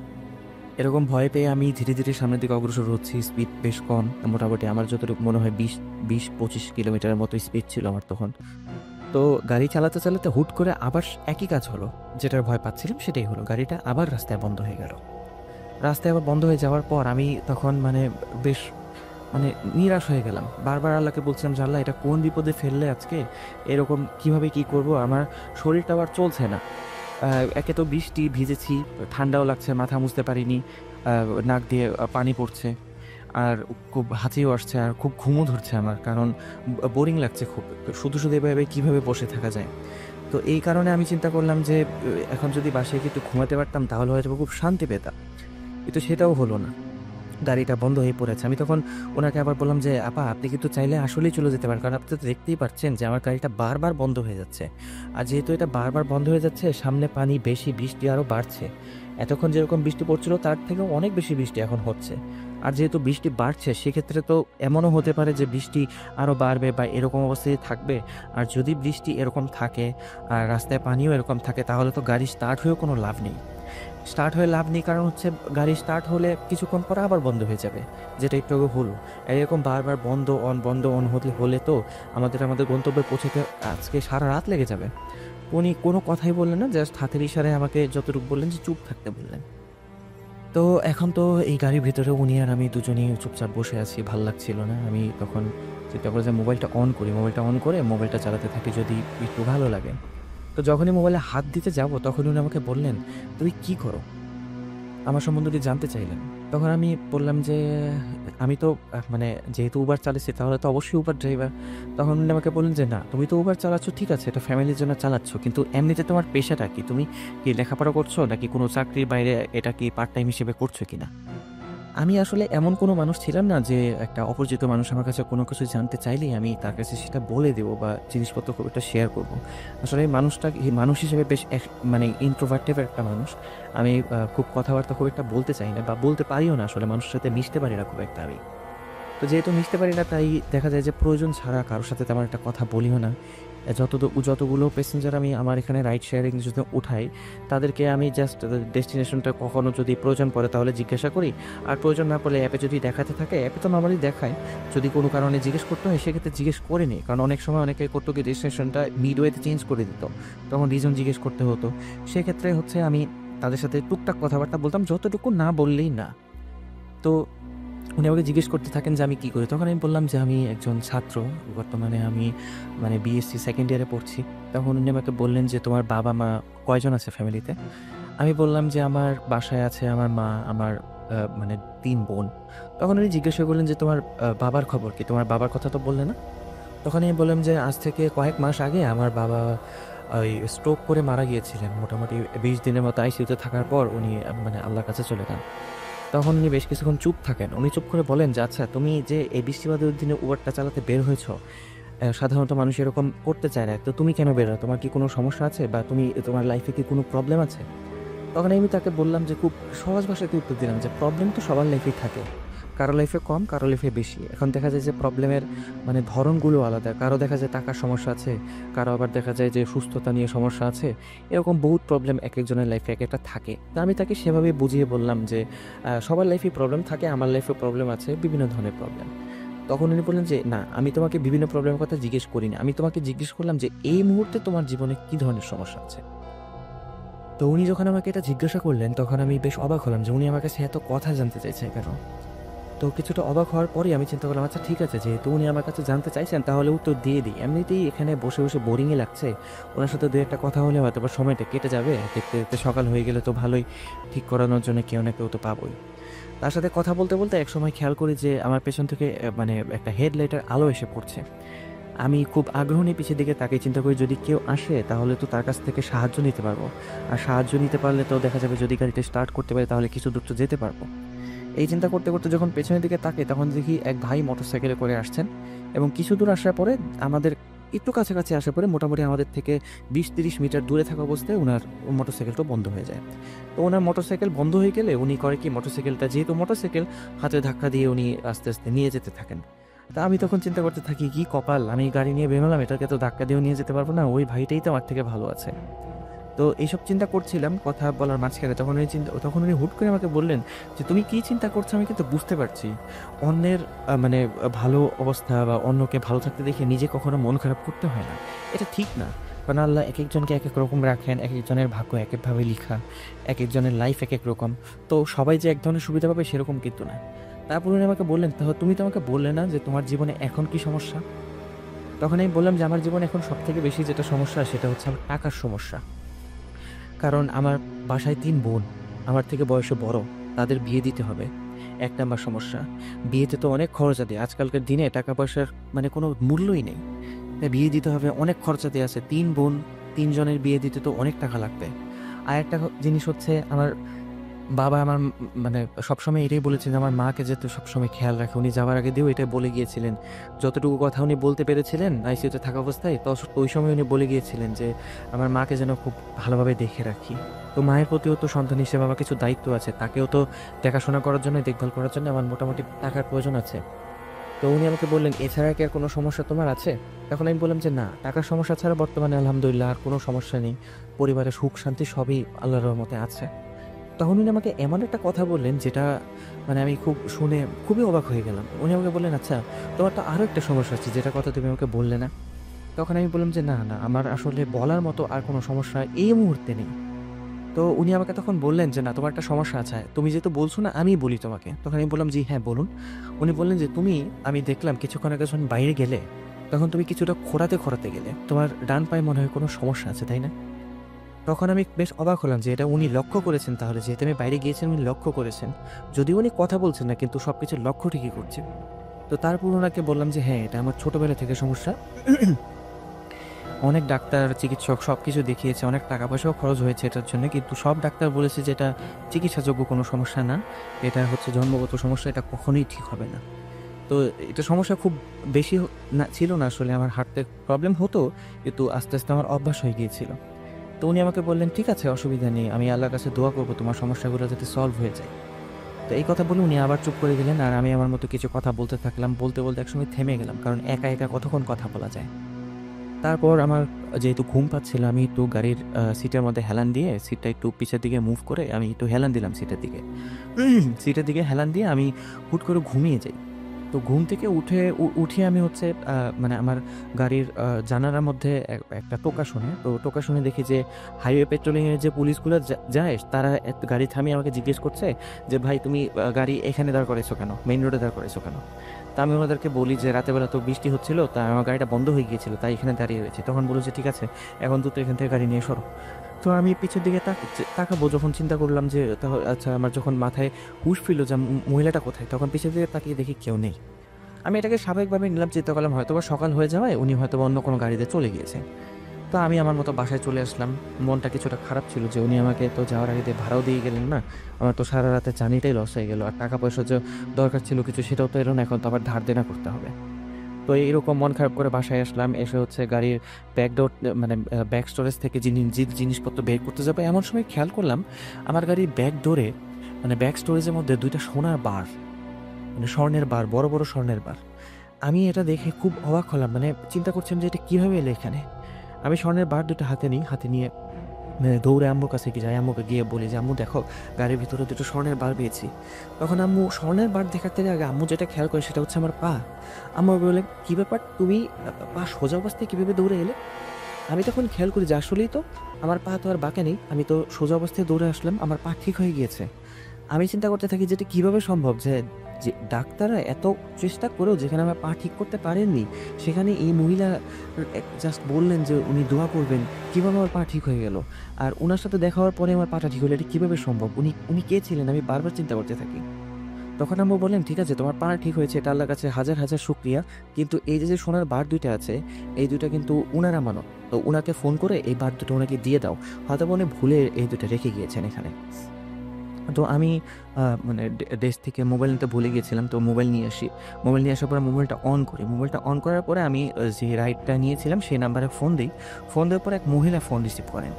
ওনাকে যখন জিজ্ঞেস করি যে আপা আপনি তো কাল আমার সাথে রাতে মানে রাইড শেয়ার করেছিলেন, উবারে গিয়েছিলেন, তো আপনার কোনো কিছু জিনিস আমার গাড়িতে মানে পড়ে আছে, আমি সেগুলো আপনাকে কি দিয়ে যাবো আজকে? উনি আমাকে বললেন মানে কী পড়ে আছে তোমার গাড়িতে? তখন আমি বললাম যে কী কী পড়ে আছে সেটা আমি আপনাকে বাসায় এসে দিই। পরে তখন উনি আমাকে বলছেন যে তুই কী ধরনের উল্টাপাল্টা কথা বলছো, গতকালকে তো তোমাকে রাইডের জন্য আমি কল করেছিলাম, তারপর হচ্ছে ওই রাইড শেয়ারিং অ্যাপের মধ্যে যখন আমি রিকোয়েস্ট দিলাম তুমি রিকোয়েস্ট অ্যাকসেপ্ট করলা, অ্যাকসেপ্ট করার পর যখন আমি বাইরে এলাম তখন দেখলাম যে তুমি গাড়ি স্টার্ট করে সামনের দিকে চলে গেলে, পিছন দিকে তো ফিরেও তাকালে না, তোমার জন্য আমার ফ্লাইট মিস হয়েছে, আমার অনেক সমস্যা হয়েছে, এগুলো বলে উনি মানে মোটামুটি রাগারাগি করে আমার সাথে ফোন কেটে দিলেন। তো ফোন কেটে দেওয়ার পর আমি চিন্তা করতে থাকি ওই মহিলা যদি আমার সাথে রাইড শেয়ারিং না করেন তাহলে মানে আমার সাথে এটা কে ছিল? এই ভাবনাটা আমি সারা দিন ভেবেছি কিন্তু কোনো আনসার পাইনি। তারপরও আম্মু আমাকে যেটা বললেন যে সেটা হচ্ছে মানে আল্লাহ হয়তো বা কাউকে উসিলা করে আমাদেরকে সাহায্য করেছেন, এই জন্য আল্লাহর কাছে অনেক অনেক শুকরিয়া। সেই সোনার বার দুটো বিক্রি করে আমি একটা ব্যবসা শুরু করেছিলাম। আলহামদুলিল্লাহ বর্তমানে আমার ব্যবসা খুব ভালো চলছে। আমার 3 বোনের বিয়ে দিয়ে দিয়েছি, এরপর হচ্ছে নিজের বাড়িও কিনেছি। আল্লাহর রহমতে এখন অনেক ভালো আছি। এখনও মাঝে মাঝে মানে যখন ওই মহিলার কথা মনে হয়, আমি জানি না উনি মানুষ ছিলেন না আল্লাহর সৃষ্টি অন্য কোনো জীব ছিলেন, হয়তো বা জিন ছিলেন, তো আমি মন থেকে এখন পর্যন্ত ওনার জন্য সবসময় দোয়া করি। আল্লাহর কাছে সবসময় বলি যে উনি যেখানেই থাকুক ভালো থাকুক, উনি আমাদের অনেক বড় উপকার করেছেন, আল্লাহ তোমার উসিলা হয়ে সবসময় দোয়া করি ওনার জন্যে যে উনি যেখানেই থাক ভালো থাক। তো এই ছিল আমার ঘটনা, আমার জীবনের সাথে ঘটে যাওয়া একটি ঘটনা। তো ভালো থাকবেন সবাই, আসসালামু আলাইকুম। তো সামিন ভাইয়ের ঘটনা এই পর্যন্তই ছিল, উনি এভাবেই ওনার ঘটনাটি শেষ করেছেন। আশা করি আপনাদের কাছে ঘটনাটি ভালো লেগেছে। তো ফিরে আসবো নতুন কোনো এপিসোডে নতুন কোনো ঘটনা নিয়ে। ততদিন পর্যন্ত আপনারা সবাই ভালো থাকবেন এবং সুস্থ থাকবেন। মোস্ট ইম্পর্টেন্টলি ভূত.com-এর সাথে থাকবেন। আজ আমি বিদায় নিচ্ছি, আগামী কোনো সময় ফিরে আসবো। আসসালামু আলাইকুম, আল্লাহ হাফেজ।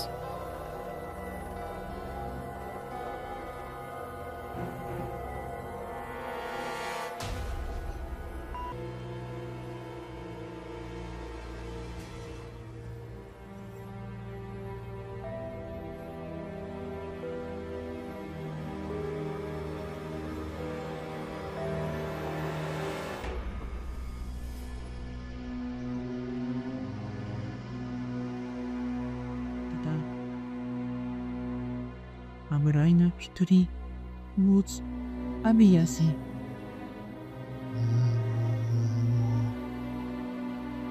Voot.com with Russell.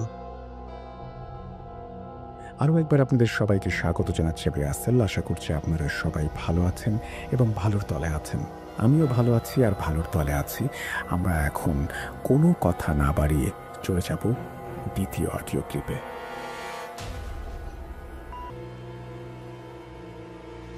আসসালামু আলাইকুম রাসেল ভাই, আশা করি আপনি অনেক ভালো ও সুস্থ আছেন ইনশাআল্লাহ। আমার নাম মোহাম্মদ মশিউর রহমান, আমার জেলা গাইবান্ধা। আজ যে ঘটনাটি শেয়ার করব সেটি ঘটেছিল গাইবান্ধা জেলার বেতকাপা ইউনিয়নের যে কোনো একটি গ্রামে। ঘটনাটি ঘটেছিল আমার এক মামার সাথে। আমার মামার নাম শাহ আলম। ঘটনাটি ঘটেছিল 2010 সালে। তার সাথে যেভাবে ঘটেছিল আমি সেইভাবে বলার চেষ্টাই করব, কেননা তার মুখ থেকেই আমি ঘটনাটি সংগ্রহ করেছি ও শুনেছি। বেশি কথা না বলেই ঘটনাটি শুরু করা যাক ইনশাআল্লাহ। আমার মামা আর আমার এক মামা চাচাতো ভাই, তারা দুজন যখন মাদ্রাসায় ভর্তি হয় তার কিছুদিন পরে তারা নিয়ত করে যে বাড়ি যাবে। এখন হুজুর বলতেছে যে বাড়ি যাওয়া যাবে না এখন, মানে সারাদিন আর কি মাদ্রাসাদের আটকে রাখে, তাদেরকে ছাড়ে না। তখন তারা নিয়ত করে যে আমরা পিসাব করার কথা বলে রাতে 2টার পরে বাইরে বাইরে বাড়াবো, এই সুযোগে আমরা পালাই যাব মাদ্রাসার থেকে। যেরকম কথা সেরকম কাজ, ঠিক রাত 2টার পরে তারা মাদ্রাসা থেকে বের হয়ে যায়। আর যেই দিক দিয়ে বের হয়ে যে আসবে এই রাস্তাটার একটু বর্ণনা দিয়ে দেয় আপনাদেরকে। এই দুই পাশে আছে হলো বট গাছ, বড় বড় বট গাছ ও একটা কালী মন্দিরও আছে ওই জায়গায়। আর হলো কিছু বাইরে ঘর আছে। 2010 সালের ঘটনাটা, 2010 সালে আরো ভয়ানক ছিল ওই জায়গাটা। এখন একটু আপডেট হয়েছে, যাক এত কথা না বলি। পরে তারা মাদ্রাসা থেকে বাড়ায়, যখন মাদ্রাসা থেকে কিছুটা পথ আসে, ধর কালী মন্দির পার হয়ে ধান ক্ষেতের পাশাপাশি আসে, মানে রাস্তার সাথে ধান ক্ষেতের মাটির রাস্তা ছিল। তখন থেকে তারা যে তাদের সামনে একটি লাশ শুয়ে রয়েছে, সাদা কাপড় পরেন না, লাশ শুয়ে রয়েছে রাস্তার মাঝামাঝি, একদম মাঝখান দিয়ে শুয়ে রয়েছে। তখন তারা ভাবলো কিলো ওটা কি শুয়ে রয়েছে, তারা দেখে যে লাশ শুয়ে রয়েছে। পরে তারা ডরায় যায়। ডরায় যাওয়ার পরে আবার তারা যেহেতু মাদ্রাসায় বেশ কিছু পড়ছিল আর কি, তাদের ভিতরে সাহস আসে, তারা সুরা পড়তে থাকে। পরে আবার চিন্তা করে মাদ্রাসায় এখন যাওয়া যাবে না, যেহেতু আমি বাই হয়ে আইছি, আজকে যাবোই আজকে বাড়ি। পরে আপনার যে রাস্তার যে সাইড থাকে সেই সাইড দিয়ে তারা কেটে যায়, মানে যে লাশটা সরিয়েছে লাশটার উপর দেওয়া যায় না, সাইড দিয়ে কেটে যায়, একটু নিচে নামিয়ে সাইড দিয়ে যায়। এরকম করে আমার কিছুটা পথ যায়। তারপরে আপনার এই যাদেরকে আমার সামনে হলো বিশাল বড় এক সাপ শুয়ে রয়েছে, পুরো রাস্তার মাঝামাঝি আমার ওইরকম শুয়ে রয়েছে সাপ। পরে আমার সেম ওইভাবেই তারা কেটে যায়, মানে পার হয়ে যায়। তারপরে বেশ কিছুটা পথ হাঁটার পরে তাদের সাথে অদ্ভুত টাইপের কিছু ঘটনা করে, ভয়ানক ঘটনা করে। কেউ দেখে যে সাইডে দাঁড়া রয়েছে, কালো ছায়ার মতো দাঁড়িয়ে রয়েছে, আমার সাপ দেখা যেতেছে। আবার তাদের মনে হচ্ছিল কি যে পেছন সাইড দিয়ে কেউ পেছনে কেউ আইতেছে, এরকম কিছু ঘটনা ঘটে। যেহেতু তারা দুজন ছিল, সাহস পেয়েছে, আবার মাদ্রাসার ছাত্র ছিল। পরে যখন বাড়ির আশেপাশে আসে তখন ভাবে যে রাতে তো অনেক হয়ে গেছে, এখন বাদ গেলে যদি ডাকাডাকি করি তাহলে বুঝবে যে আমরা এখন পলাই আছি, তাহলে আবার মার দেবে আমাদেরকে। তখন তারা কী করে, চিন্তা করে যে যেমন আমাদের ওখানে বিশাল বড় ধান ক্ষেতের ধান যে গাড়ে পানি দেয়, সেচ দিয়ে পানি দেয়, সে একটা ঘর আছে। চিন্তা করে যে আজকে ওই ঘরে কাটাবো, আজকে সারা রাত আজকে ওই ঘরে থাকবো, সকালে উঠে বাড়ি যাবো, বলবো যে মাদ্রাসা থেকে ছুটি দিয়ে দিছে। তখন তারা ওই ঘরে যায়, মানে একদম ধান ক্ষেতের মাঝখানে, একদম অনেক ভিতরে আর কি, ধান ক্ষেতের মাঝখানে। পরে সেখানে তারা যায়। যাওয়ার পরে যখন ওই জায়গায় আপনার ওই যেহেতু ধান ক্ষেতের যে সেলন যে মেশিন থাকে, ও ঘরে কেউ থাকে না। যখন একটু ধান বড় হয়ে যায় তখন কেউ থাকে না, ঘরটা পড়ে থাকে। তখন তারা সেখানে ঘুমায়। ঘুমানোর কিছুক্ষণ পরে টকটক টকটক আওয়াজ আছে দুয়ারে। যখন আবার দুয়ারটা খোলে দেখে কিছুই নেই। আবার যখন শুয়ে পড়ে আবার টকটক টকটক করে আওয়াজ হয়। আবার যখন আপনার খোলে কিছুই নেই। আবার কিছুটা পরে আবার যখন ঘুমায় যেতে রয়েছে, আবার সেম একই ঘটনা যে টকটক টকটক করে আওয়াজ হয়। পরে আবার যখন খোলে দেখে একটা সাদা এই কালা বিলেই দাঁড়িয়ে রয়েছে। তখন তিনি কি করে, আগের ঠেলায় ডাইন বাঁধে একটা লাথি মারা যায়। যখন ডান বাঁধে লাথি মারে তখন ছিল একটা বিলেই। ওরা যখন লাথি মারার পর দেখে কি সেখানে 2টা বিলেই হয়ে গেছে। তখন তিনি চিন্তা করে নিশ্চয়ই এটা কোনো শয়তান। তখন তিনি আবার বাম বাঁধে লাথি মারা শুরু করে, দেখে একটা কমে গেছে। মানে এইরকম এদের সাথে সারা রাত অদ্ভুত টাইপের যে ঘটনা ঘটে। যেমন তাদেরকে অনেক দৌড়ায়, মানে ওরা তারা দৌড়ে থেকে যখন দৌড়ে পায়ে হয়ে আসে, তাদের পিছনে পিছনে শিয়ালের মতো ও বিলাই দৌড়ায়, অনেক অদ্ভুত টাইপের কিছু ঘটনা ঘটে। তারপরও তারা কি বাড়ি আর আসে না, আবার অন্য জায়গায় জায়গায় বসে থাকে। এইভাবে মানে তারা সারা রাত কাটায়, ওখানে ওখানে দৌড়ে দৌড়ে সারা রাত কাটায়, তাও বাড়ি আসে না। যে মারে বাদ গেলে যে নানা যে মারে, এই কারণে আসে নাই। ওরা এইভাবে তারা সকালবেলায় ওই আমার কখন যেন ওই তারা এই সকালের আগ দিয়ে ফজরের আগ দিয়ে আবার ওই মিশিং করে যায়, গিয়ে ওখানে যে শুয়ে পড়ে। সারা মূল্যে মানে আমাদের গাড়ি বলে সারা মূল্যে ঘুরায় নেয় আর কি। ঘুরে ফিরে আসি ওখানে আর কি, আবার ঘুমায়। যখন ফজরের আজান দেয় তখন তারা ঘুমায় যায় ওখানে আর কি, ফজরের আগের থেকে যায় ওই জায়গায় ঘুমায়। আবার পরে যখন সকালে অনেকেই যেত ধান ক্ষেত দেখতে যায়, যা দেখে যে ওখানে গঙ্গানের আওয়াজ, যে তাকে গঙ্গানের আওয়াজ পরে যখন আশেপাশ থেকে মানুষ ডাক দেয় ও চায়, যে দেখে তাদের শরীরে অতিরিক্ত জ্বরের কারণে তারা এরকম গঙ্গাইতেছিল, মানে শব্দ করতেছিল। ও তাদেরকে বাড়ি আনা হয়, আনার পরে ঝাড়ফুঁক করা হয় ও তাদের মুখ থেকে শোনানো হয় যে কি হয়েছিল। তারা সব কিছু আর কি বলে, এইভাবে হয়েছিল আমাদের সাথে। এটাই ছিল আমার ঘটনা, আমার মুখ থেকে শোনানো। জানি না আপনাদের কীরকম লাগবে, যদি ভালো লাগে তাহলে ইনশাল্লাহ আসল ভাই আপনার শেয়ার করবেন ইনশাল্লাহ। আর এটা একটি সত্য ঘটনা।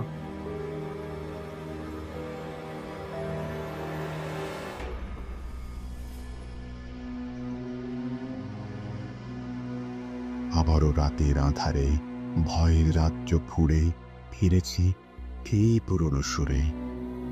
বিশ্বাস করা বা না করা আপনার ব্যাপার, but the old music comes alive. Good.com.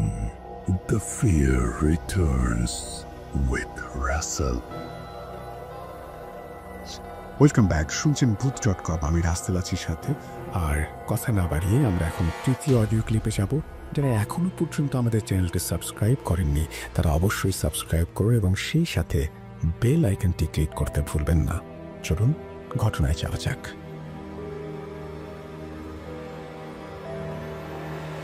আসসালামু আলাইকুম রাসেল ভাই এবং প্রিয় শ্রোতা বন্ধুরা, আশা করি আপনারা সকলে ভালো আছেন এবং সুস্থ আছেন। আমি মোহাম্মদ সাবিত আলম বলছি ময়মনসিংহ বিভাগ থেকে। আমি আজকে আপনাদের সামনে হাজির হয়েছি নতুন একটি ঘটনা নিয়ে, যে ঘটনাটি আমি কালেক্ট করেছি আমার ভার্সিটির একটা জুনিয়রের কাছ থেকে। ওর নাম হচ্ছে শাহরিয়ার।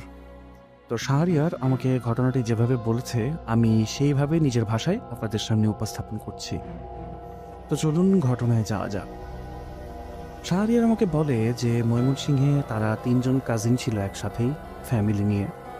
একজনের বাসা ছিল চরপাড়া এলাকাতে, একজনের বাসা ছিল নয়াপাড়া এলাকাতে এবং শাহরিয়ারদের বাসা ছিল বড়বাজার এলাকাতে ময়মনসিংহের। তো 3 কাজিনের মধ্যে ছোটবেলা থেকে একটা রুটিন ছিল, সেটা হচ্ছে প্রতি সপ্তাহের শেষ বৃহস্পতিবার তারা বাকি একজন কাজিনের বাসায় 2 জন কাজিন গিয়ে স্টে করত। কোনো একদিন হচ্ছে শাহরিয়ার বাসায় তার 2 জন কাজিন আসতো, কোনো বৃহস্পতিবার শাহরিয়ার আর তার আরেক কাজিনের বাসায় যেত। এরকমভাবেই চলতে থাকতো। তো এরকম টাইমে শাহরিয়ার এর যে কাজিন আছে একজন, যে হচ্ছে চরপাড়া থাকে, ও হঠাৎ করে প্লে স্টেশন কিনে ফেলে। তো প্লে স্টেশন কেনার পরে তাদের বাসায় হচ্ছে যাতায়াত তারে বেড়েই যায়। মোটামুটি প্রতি সপ্তাহে এখন ওরা সেই চরপাড়ার কাজিনের বাসাতেই থাকতো। তো রাত্রেবেলা খেলতো, কিন্তু প্রতি সপ্তাহে তো আর তাদের বাসায় থাকা যায় না। এই কারণে মাঝে মাঝে গ্যাপ দিয়ে হচ্ছে অন্যান্য কাজিনের বাসায়ও থাকা হতো। তো এরপরে যেদিন হচ্ছে এই বৃহস্পতিবার আসলো এবং সেই চরপাড়ার কাজিনের বাসায় যাওয়ার কথা আসলো, ওরা সবাই খুবই হ্যাপি যে হচ্ছে প্লে স্টেশন দেখতে পারবো, খেলতে পারবো, মজা হবে। তো ওরা প্লে স্টেশনের লোভে সেখানে চলে যেত। সারা রাত খেলার পরে গল্প গুজব করে ওরা হচ্ছে ঘুমাতো। তো শাহরিয়ারের যেই কাজিনটা ছিল চরপাড়া, ও হচ্ছে শাহরিয়ারের খালাতো ভাই। তো শাহরিয়ারের খালা একটা কথা বলেছিল যে এই বাসায় নাকি জিন থাকে এবং এরা ভালো জিন। কিন্তু শাহরিয়ারের বিষয়টা আসলে তখন বেশি একটা বিশ্বাস হয় না। ও যেহেতু মোটামুটি তখন ভালোই কিছুটা ছোট, তো বিশ্বাস হয় না।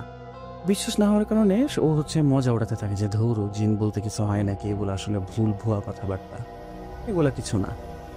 তো এরপরে একটা বৃহস্পতিবার তারা গেল সেই চরপাড়ার কাজিনের বাসায়। তো বাসায় যাওয়ার পরে প্লে স্টেশনে খেলার পরে ওরা হচ্ছে টিভি লঞ্চের যে রুমটা আছে সেই রুমে হচ্ছে সবাই মিলে একসাথে আড্ডা দিচ্ছিল। তো আড্ডা দিতে দিতে বিভিন্ন কথায় হঠাৎ এক সময় জিন ভূতের কথা উঠে আসে। বাকি 2 জন কাজিন তাদের লাইফের রিয়েল টাইম যে স্টোরিগুলি ওরা শুনেছে বা হচ্ছে যদি কোনো এক্সপিরিয়েন্স থাকে সেগুলো শেয়ার করার চেষ্টা করছিল একজন একজনের সাথে, কিন্তু শাহরিয়ার হচ্ছে জিনিসটাকে মজা হিসেবেই নেয়। এরপরে শাহরিয়ার দেখে যে ওর যে চরপাড়ার কাজিনটা ছিল সোফাতে বসা, তার চেহারা এবং মুখের অঙ্গভঙ্গি কিছুটা যেন চেঞ্জ হয়ে যাচ্ছে। মানে গলার আওয়াজটাও কেমন যেন ভারী এবং অহংকার আচ্ছন্ন হয়ে গেল। ওই ছেলেটা বলল কি যে, শাহরিয়ার জানিস আমার বাসায় কিন্তু জিন থাকে।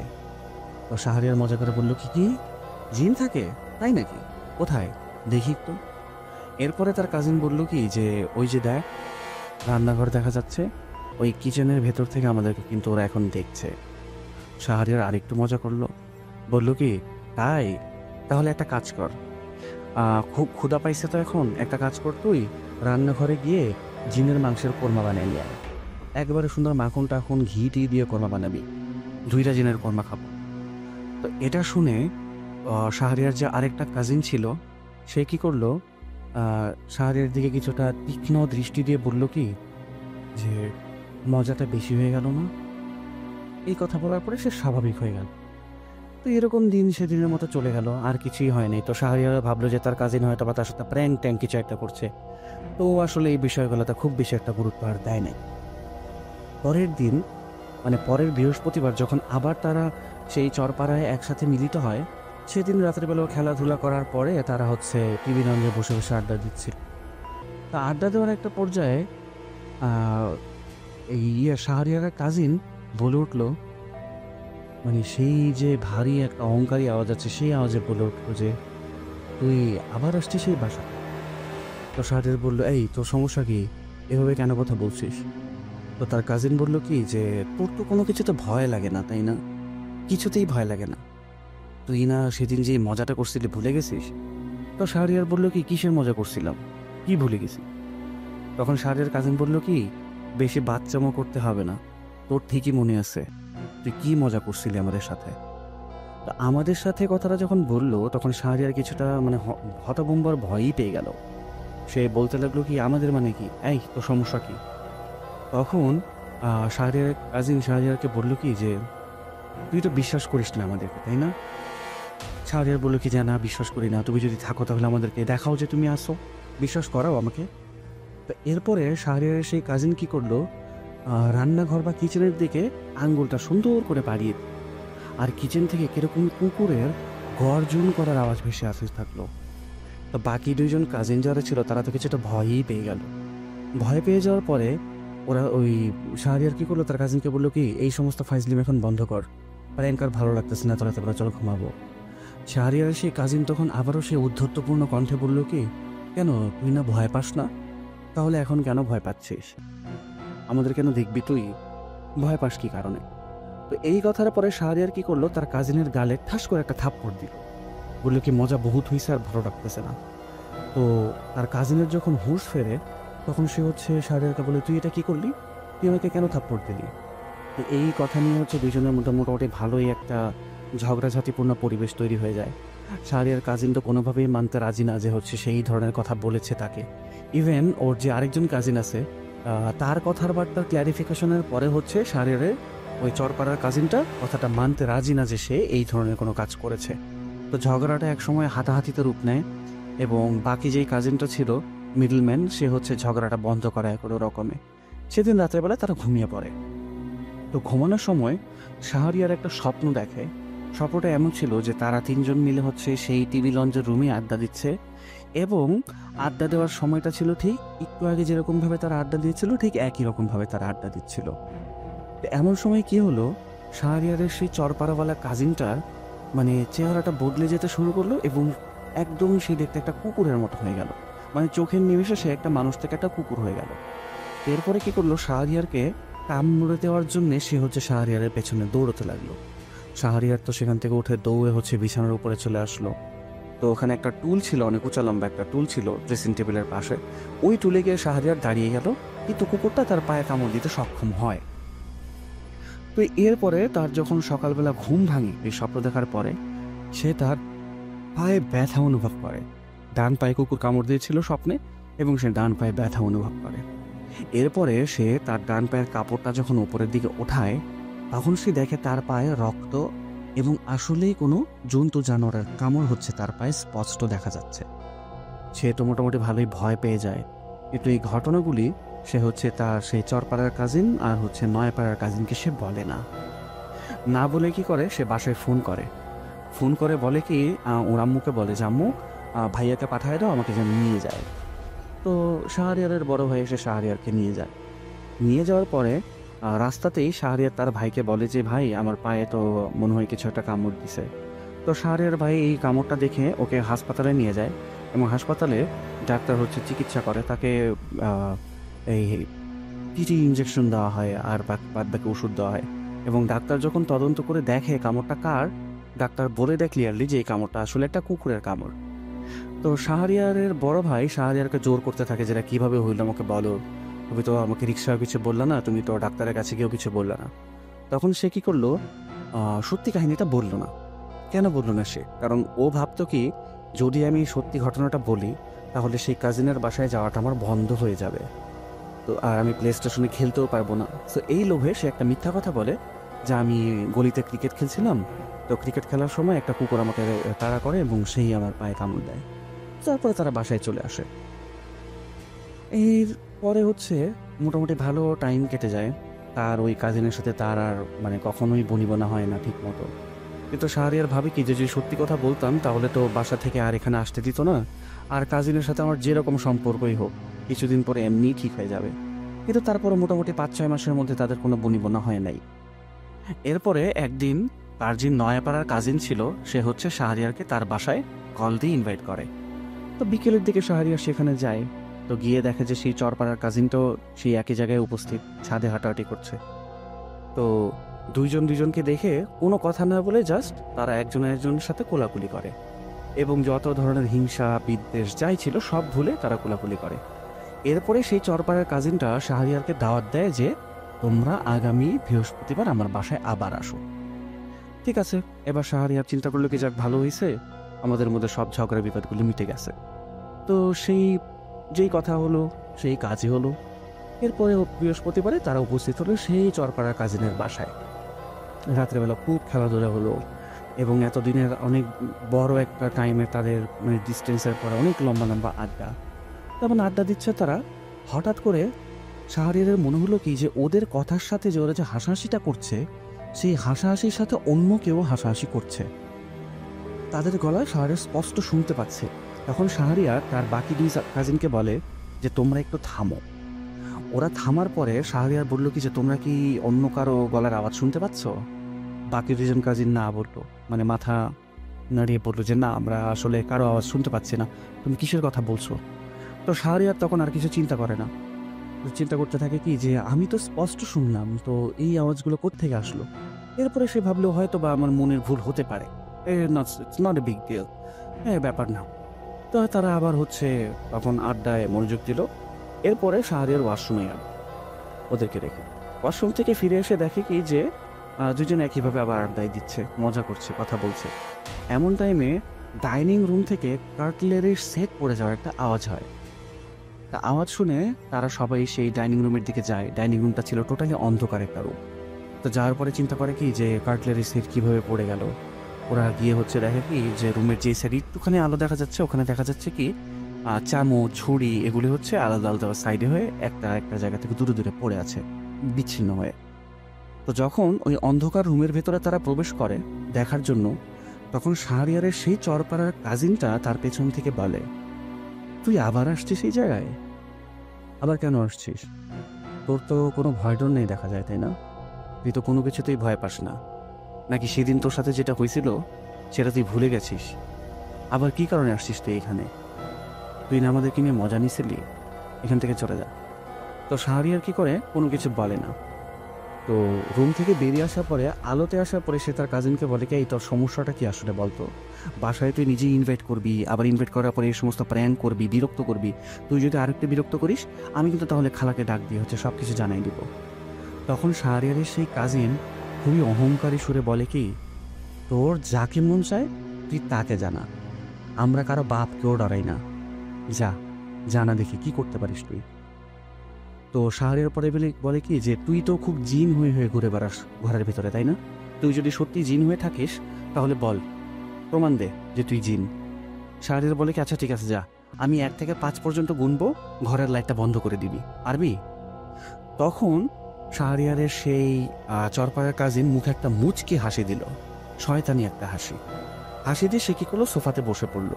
শাহরিয়ারের বাকি যে কাজিনটা ছিল সেও সোফাতে বসে পড়লো। তখন শাহরিয়ার গোনা শুরু করলো, 1 2 3 4, কিন্তু 5 বলার আগে ওর নিজের মনেই যেন কিরকম একটা ভয় কাজ করছিল যে আমি কি 5 বলবো নাকি বলবো না। তো তারপরে হচ্ছে সে ভয়ে ভয়ে 5টা বলেই দিল, এবং ওর 5 বলা শেষ হওয়ার পরে যখন হচ্ছে লাইট বন্ধ হলো না, তখন সে তার কাজিনের দিকে তাকিয়ে বলে কি, তুই না খুব বড় জিন, একটা লাইট বন্ধ করতে পারিস না, তুই কিসের জিন, এখনই প্র্যাঙ্ক বন্ধ কর। এই কথা বলার সাথে সাথে শাহরিয়ার মাথার পেছন থেকে ঠিক করে একটা আওয়াজ আসলো সুইচ বন্ধ করার, এবং রুমের লাইটগুলি বন্ধ হয়ে গেল। এখানে বলে রাখা ভালো যে শাহরিয়ারের সেই কাজিনের বাসায় ওরা যেই টিভি লঞ্চে বসেছিল, সেই টিভি লঞ্চে যে সোফা সেট আছে, সেই সোফা সেটে শাহরিয়ার যেখানে বসেছিল তার পেছনে ছিল রুমের লাইটের যে সুইচ বোর্ড সেটা, এবং বাকি 2 জন কাজিন যেখানে বসেছিল সেখানে কোনো লাইটের সুইচ বোর্ড ছিল না। তো শাহরিয়ার কিছুটা ভয় পেয়ে যায় এটা কিভাবে হলো। তো ও চিন্তা করতেছে কি যে লাইট জ্বলে না, কি কারণে লাইট জ্বালাবো কীভাবে, কিন্তু ওর মাথায় তখন এটা নাই যে তার মাথার পেছনেই সুইচ বোর্ড। এরপরে সে কিছুটা সাহস করে সুইচ বোর্ডটা জ্বালালো। সুইচ বোর্ড জ্বালানোর পরে সে দেখলো কি তার সেই কাজিনটা স্বাভাবিক হয়ে গেছে ইতিমধ্যে। যখন বাকি 2 জন কাজিন মিলে তাকে বলল যে এই ধরনের কাজ কিভাবে হলো, সে কিছুই মনে করতে পারে না, অ্যাজ ইউজুয়াল তার কিচ্ছু মনে নেই। সে বলে কি এমনভাবে আচরণ করছে কি যে কিছুই হয় নাই, তারা একসাথে বসে বসে আড্ডা দিচ্ছিল, দ্যাটস ইট, আর কিচ্ছু হয় নাই। তখন শাহরিয়ার কি করলো, বললো কি আচ্ছা ঠিক আছে চলো, অনেক আড্ডা হয়েছে, এবার চলো রাত্রেবেলা ঘুমাতে যাই আমরা। তো ওরা ঘুমাতে চলে গেল। পরদিন সকালবেলা যখন শাহরিয়ার ঘুম থেকে ওঠে, তখন তার শরীরটা কেমন যেন খুব ভারী মনে হচ্ছিল, তার কাছে খুবই ভারী। শরীর নিয়ে সে উঠতে পারছে না, আর শরীরটা খুব খারাপও লাগছিল, তার মনে হচ্ছিল সে সিক বা অসুস্থ। সে তার মাকে ফোন করে আবার বলল কি ভাইয়াকে পাঠিয়ে দাও, আমাকে যেন নিয়ে যায়। তো মোটামুটি 20-30 মিনিটের মধ্যে তার ভাই এসে তাকে নিয়ে চলে গেল, এবং তার বড় ভাই ছিল তার সাথে খুবই ফ্র্যাঙ্ক এবং খুবই ফ্রেন্ডলি। তো ফ্রেন্ডলি এবং ফ্র্যাঙ্ক হওয়ার কারণে সে এই বিষয়গুলি তখন তার বড় ভাইয়ের সাথে শেয়ার করে, আগের রাতের ঘটনা, প্রথম রাতের ঘটনা, এরপরে 5-6 মাস রাত অর্থাৎ গত রাতের ঘটনা, সব কিছু শেয়ার করে। এইগুলো শুনে তার ভাই হচ্ছে তাকে বকাবাদ্দি করতে থাকে যে তুমি যদি এরকম ফেসই করছো তাহলে তুমি আগে আমাকে কেন বলো নাই, বা ওই বাসায় আবার যাওয়ার কি দরকার ছিল তোমার। তখন শাহরিয়ার ভাই বলে কি যে যদি আগে বলতাম তাহলে তো আমাকে আর তোমরা ওই বাসায় যেতে দিতা না, তখন কি করতাম, এই কারণে তোমাদের কিছু বলি নাই। তখন শাহরিয়ার ভাইয়ের যে বড় ভাই আছে উনি কি করলেন, নিজের একটা বন্ধুকে ফোন করলেন। ফোন করে বললেন কি যে আমার ভাইয়ের তো এরকম এরকম প্রবলেম, তুই কি কোনো হুজুরের সন্ধান জানিস কি না, কারণ তুই তো এই সমস্ত জিনিস নিয়ে স্টাডি করিস। তখন তার বন্ধু বলল কি হ্যাঁ আছে তো, আমি যোগাযোগ করিয়ে দিচ্ছি। আচ্ছা থাক, যোগাযোগ করানো লাগবে না, তোমরা বিকালবেলা চলে আসো, পাটগুদাম নামের একটা জায়গার কথা বললো, সেখানে চলে আসো, ওখানে একটা মসজিদ আছে, মসজিদের পেছনে একটা বাসা আছে, সেই বাসাতে একটা হুজুর থাকে, সে ওখানে কাজ করে, তো চলো ওখানেই যাব। তো বিকেলবেলার পরে সন্ধে টাইমে তারা চলে গেলেন সেই হুজুরের আস্তানাতে। কিছু মানুষ ছিল, মোটামুটি ভিড় ছিল, বাট বাহির থেকে দেখে বোঝার কোনো উপায় নাই যে এখানে আসলে কোনো একটা হুজুর এরকম কাজ করে থাকে। তো ওনারা কি করলো, ভেতরে চলে গেল। ভেতরে যে মহিলারা বা পুরুষ মানুষ যাদের সমস্যা ছিল তারা বসেছিল টোকেন হাতে নিয়ে। তো ওনাদের কোনো টোকেন লাগলো না, যেহেতু শাহরিয়ার ভাইয়ের বন্ধুর পরিচিত সেই হুজুরটা। তো উনি কি করলেন, শাহরিয়ার ভাই এবং শাহরিয়ারকে নিয়ে ভেতরে চলে গেলেন। তো হুজুরের কাছে যেতেই শাহরিয়ারের শরীরটা কেমন যেন খুব ভারী ভারী লাগছিল। সে খুব কষ্টে নিজের যে কনসিয়াসনেসটা আছে সেই কনসিয়াসনেস সে ধরে রাখছিল অনেক কষ্ট করে। ওর মনে হচ্ছিল ও এখন হয়তো বা অজ্ঞান হয়ে যাবে, কিন্তু তারপরও সে অজ্ঞান হয়নি। হুজুরের মাঝখানে কি করলো, শাহরিয়ারের মাথায় হাত দিয়ে 10-12 মিনিটের মতো দুয়া কালাম পড়তে লাগলেন, এবং দুয়া কালাম শেষ করার পরে উনি শাহরিয়ারের দিকে তাকিয়ে বললেন কি যে দেখো বাবা, দুনিয়াতে তো অনেক মাখলুক আছে, মানুষও তো একটা মাখলুক, আশরাফুল মাখলুকাত, সৃষ্টির সেরা জীব, এরকম তো আরও মাখলুক আছে। তো তুমি কোনো মাখলুককে সম্মান নাই করতে পারো, কাউকে পছন্দ নাই করতে পারো, কিন্তু কাউকে নিয়ে মজা করার অধিকার তো তোমার নাই। তুমি যে মাখলুকের মজা উড়াইছো সেই মাখলুক এখন ঠিক তোমার পাশেই বসে আছে, এবং সে তোমার উপরে খুবই ক্ষুব্ধ। তোমাকে তার কাছে মাফ চাইতে হবে। তুমি যদি তার কাছে মাফ চাও এবং সে যদি তোমাকে মাফ করে, তাহলেই তুমি এই সমস্যা থেকে মুক্তি পাবা, আদারওয়াইজ তুমি এই প্রবলেম থেকে মুক্তি পাবা না। তখন শাহরিয়ার ভাইকে উনি বললেন যে কিভাবে মাফ চাইতে হবে। এরপরে শাহরিয়ার ভাই নিজের ডান সাইডে তাকিয়ে দেখেন কি ওখানেও আসলে মানে কিছুই নাই, জাস্ট দেখা যাচ্ছে একটা পিলার, আর কিছু না। তারপরে সে কি করলো, ওই দিকে তাকিয়ে মাফ চাইলো যে আমাকে আপনি ক্ষমা করে দেন, আমি যেটাই করছি আমার মনের অজান্তে করছি, আমি জানতাম না, আমার এই বাচ্চাপোনাকে আপনি দয়া করে বাচ্চাপোনা ভেবে আমাকে ক্ষমা করে দেন, আমি ভুল করছি, আমি আর এই ধরনের ভুল কখনোই করব না, আমাকে প্লিজ মাফ করে দেন। এই কথা বলার সাথে সাথে শাহরিয়ারের সামনে দিয়ে মনে হলো কি একটা গরম বাতাস শাট করে চলে গেল, এমনভাবে গেল শাহরিয়ারের শরীরটাও হালকা হয়ে গেল। এরপরে হুজুর কি করলেন, শাহরিয়ারকে একটা তাবিজ দিলেন আর বললেন কি যে এই তাবিজটা একটা বোতলের ভেতরে পানি সহ ডুবিয়ে রাখবা এবং এই বোতলের পানি প্রতিদিন 3 বেলা করে খাবা, আশা করি আর কোনো সমস্যা হবে না। এরপরে শাহরিয়ার বেশ কতবার তার সেই খালাতো ভাইয়ের বাসায় গেছে, চরপাড়ার কাজিনের বাসায়, কিন্তু কোনো ধরনের সমস্যা সে আর কখনোই ফেস করে নাই। ইভেন তার চরপাড়ার যে কাজিনটা ছিল সেই কাজিনটার আচরণ আর কখনো চেঞ্জ হয় নাই। এখানে আপনারা একটা কথা জিজ্ঞেস করতে পারেন যে শাহরিয়ারের বড় ভাইয়ের বন্ধু যখন সেই হুজুরের সাথে কথা বলেছেন, হুজুর হয়তো বা সেখান থেকেই জানেন বিষয়টা যে শাহরিয়ার মজা উড়িয়েছিল, কিন্তু শাহরিয়ার আমাকে বলেছিল যে সে যে জিনের উপরে মজা করেছিল সেই কথা সে তার বড় ভাইকে পর্যন্ত জানে নাই। সে খালি গত রাতে সে কি স্বপ্ন দেখেছিল এবং তার কাজিন কি কি আচরণ করেছিল সেগুলোই বলেছিল, জিন সম্পর্কে কোনো কথাই তাদের মধ্যে হয় নাই। সো হুজুরের এটা কোনোভাবেই জানতে পারার কথা না যে শাহরিয়ার জিনদেরকে নিয়ে মজা উড়িয়েছিল। তো যাই হোক, এরপর থেকে শাহরিয়ারের সাথে আর কোনো ধরনের কোনো অনাকাঙ্ক্ষিত বা অতিপ্রাকৃত ঘটনা ঘটে নাই। তো শাহরিয়ার আমার কাছে এই ঘটনাটি শেয়ার করেছে আপনাদের জন্য। ধন্যবাদ প্রিয় লিসেনার্স আমার ঘটনাটি মনোযোগ দিয়ে শোনার জন্য, ধন্যবাদ রাসেল ভাই ঘটনাটি প্লে করার জন্য। আপনাদের যদি ভালো লেগে থাকে তাহলে আমি কৃতজ্ঞ, আর যদি ভালো না লাগে then I am really sorry. আশা করি আবারও ফিরে আসবো নতুন কোনো ঘটনা নিয়ে। ততদিন পর্যন্ত ভালো থাকুন, সুস্থ থাকুন এবং ভূত.com-এর সাথে থাকুন। আমি মোহাম্মদ সাবিত আলম আজ বিদায় নিচ্ছি। আসসালামু আলাইকুম। আরও একবার আপনাদের সবাইকে স্বাগত জানাচ্ছি, আমি রাসেল। আশা করছি আপনারা সবাই ভালো আছেন আর ভালোর তলে আছেন। আমরা চলে যাব আমাদের পরবর্তী ঘটনায়।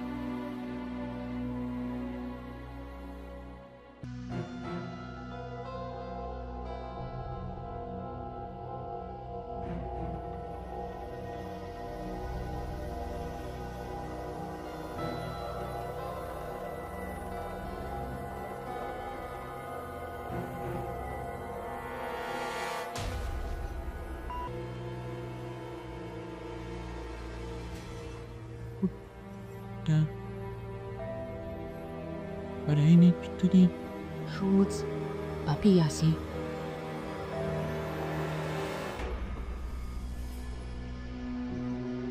Gone with Sue. Welcome back. আপনাদের সবাইকে স্বাগত জানাচ্ছি, আমি রাসেল। আশা করছি আপনারা সবাই ভালো আছেন এবং ভালোর তলে আছেন। আমিও ভালো আছি আর ভালোর তলে আছি।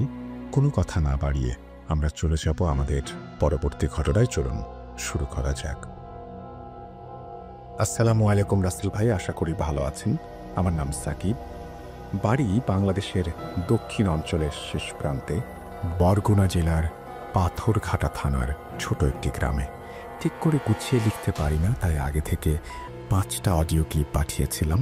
কোনো কারণে হয়তো সেগুলো সিলেক্ট করেননি। আপনার প্রতি ভালোবাসার জন্য আমার পরবর্তী ঘটনা পাঠালাম।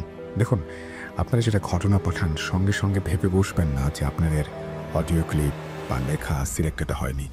একটি লেখা অনেক দিন পরেও কিন্তু আসতে পারে, তো একটু যদি ধৈর্য ধরেন তাহলে আমাদের জন্য ভালো হয় এবং আমরাও চাই না আপনাকে হারাতে। যাই হোক, তিনি বলছেন, আমি আগেও বলেছি আমার বাড়ি সুন্দরবনের কাছে হওয়ায় মাছ ধরা আর গ্রামের অনেক ঘটনা আমার কাছে আছে। আপনি যদি সিলেক্ট নাও করেন, ঘটনা পাঠাতে থাকবো। এই ঘটনাটা আমার গ্রামের এক দাদুর মুখ থেকে শোনা। দাদু তার ছোটবেলা থেকে সাগরে মাছ ধরতেন। বলে রাখা ভালো, উনি 1 মাসের 15 দিন সাগরে থাকতেন আর 15 দিন বাড়িতে। বেশ কিছুদিন আগে যখন তিনি বাড়িতে আসেন তখন তার কাছ থেকে এই ঘটনাটি শোনা। তো আর কথা না বাড়িয়ে ঘটনায় চলে যাই। দাদুর মুখ থেকে যেভাবে শুনেছি তার মতো করেই বলার চেষ্টা করব। দিনের পর দিন, রাতের পর রাত সাগরের বুকে কাটিয়েছি। ভয়ের অনেক কিছু দেখেছি, তবে এখন যে ঘটনাটা বলবো এটাতে ভয় আছে কিনা আমি জানি না, তবে এই ঘটনাটি আমাকে বেশ ভাবিয়েছে। সেবার আমরা 6 জন গিয়েছিলাম মাছ ধরার জন্য। এমনিতে 12 থেকে 14 জন যাওয়া হয়, কিন্তু কেন জানি না সেবার কেউ যেতে চাইল না। পারিবারিক কারণে আর মাছ ধরার নেশায় মাত্র 6 জন গিয়েছিলাম সাগরে। প্রথম 2 দিন সব ঠিক ছিল। তৃতীয় দিন একটা জিনিস খেয়াল করলাম, আমরা বোটে 6 জন না, আমরা 7 জন। কিন্তু আমার তো মনে আছে আমরা 6 জন ছিলাম। 2 দিন একটু কাজ বেশি থাকায় বিষয়টা খেয়াল করিনি। এবার পুরো ঘটনাটা মনে পড়ল। আরে, বোটে আসার পর থেকেই তো রফিক আমাদের সাথে আছে। মজা রাখা ভালো, রফিকের বাড়ি গিয়েছিলাম ওকে আনতে, কিন্তু ও অসুস্থ থাকায় ওকে রেখে আসতে হলো। কিন্তু বোটে আসার পর থেকে ও আমাদের সাথে কিভাবে? ভাবলাম আমাদের পেছন পেছনে এসেছে, হয়তো খেয়াল করিনি। তো রাতে খাবার খেয়ে আমি ওকে ডাকলাম, মাছের জাল পাতা নিয়ে সাধারণ কিছু কথা বললাম। ও আমার কথার সাথে শুধু কথা মিলিয়ে গেল, অতিরিক্ত কোনো কথা বলল না। ভাবলাম অসুস্থ থাকার কারণে হয়তো একটু কম কথা বলছে। খাবার শেষ করে যে যার মতো সবাই কাজে লেগে পড়লাম। অদ্ভুত বিষয় হলো, এবার প্রচুর মাছ পড়ছিল আমাদের জালে। এমনিতেই আমার লোক কম, তাই জাল ওঠাতে একটু সমস্যা হচ্ছিল। সত্যি কথা বলতে এত মাছ আমরা জীবনে একসাথে ধরিনি।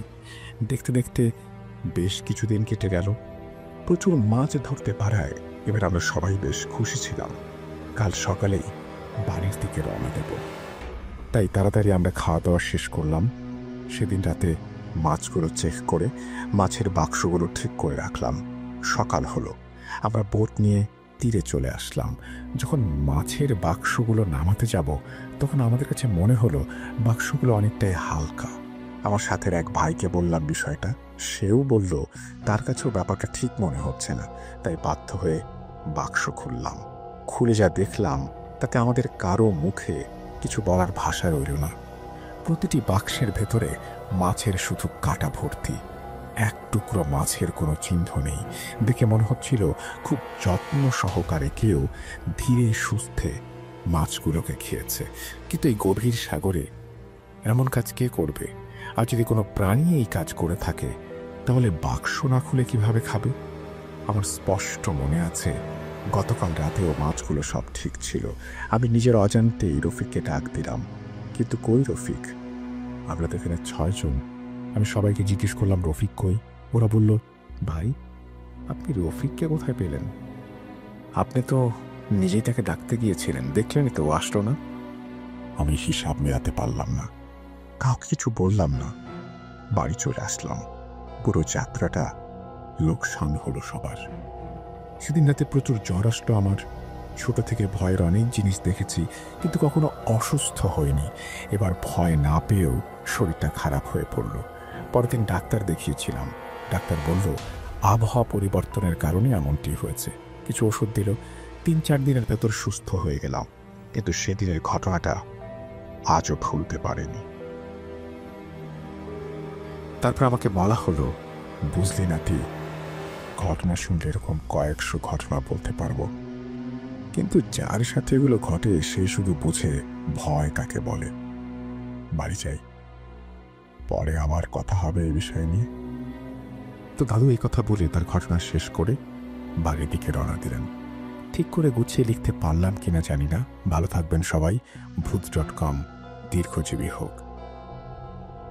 আরও একবার আপনাদের সবাইকে স্বাগত জানাচ্ছি। আমি রাসেল। আশা করছি আপনারা সবাই ভালো আছেন আর ভালোর তলে আছেন। আমার মনে হয় যে এখন সময় হয়েছে বিদায় নেবার। যথেষ্ট রাতও হয়েছে, আপনাদেরও রেস্ট নেওয়ার সময়, বিশ্রাম নেওয়ার সময়।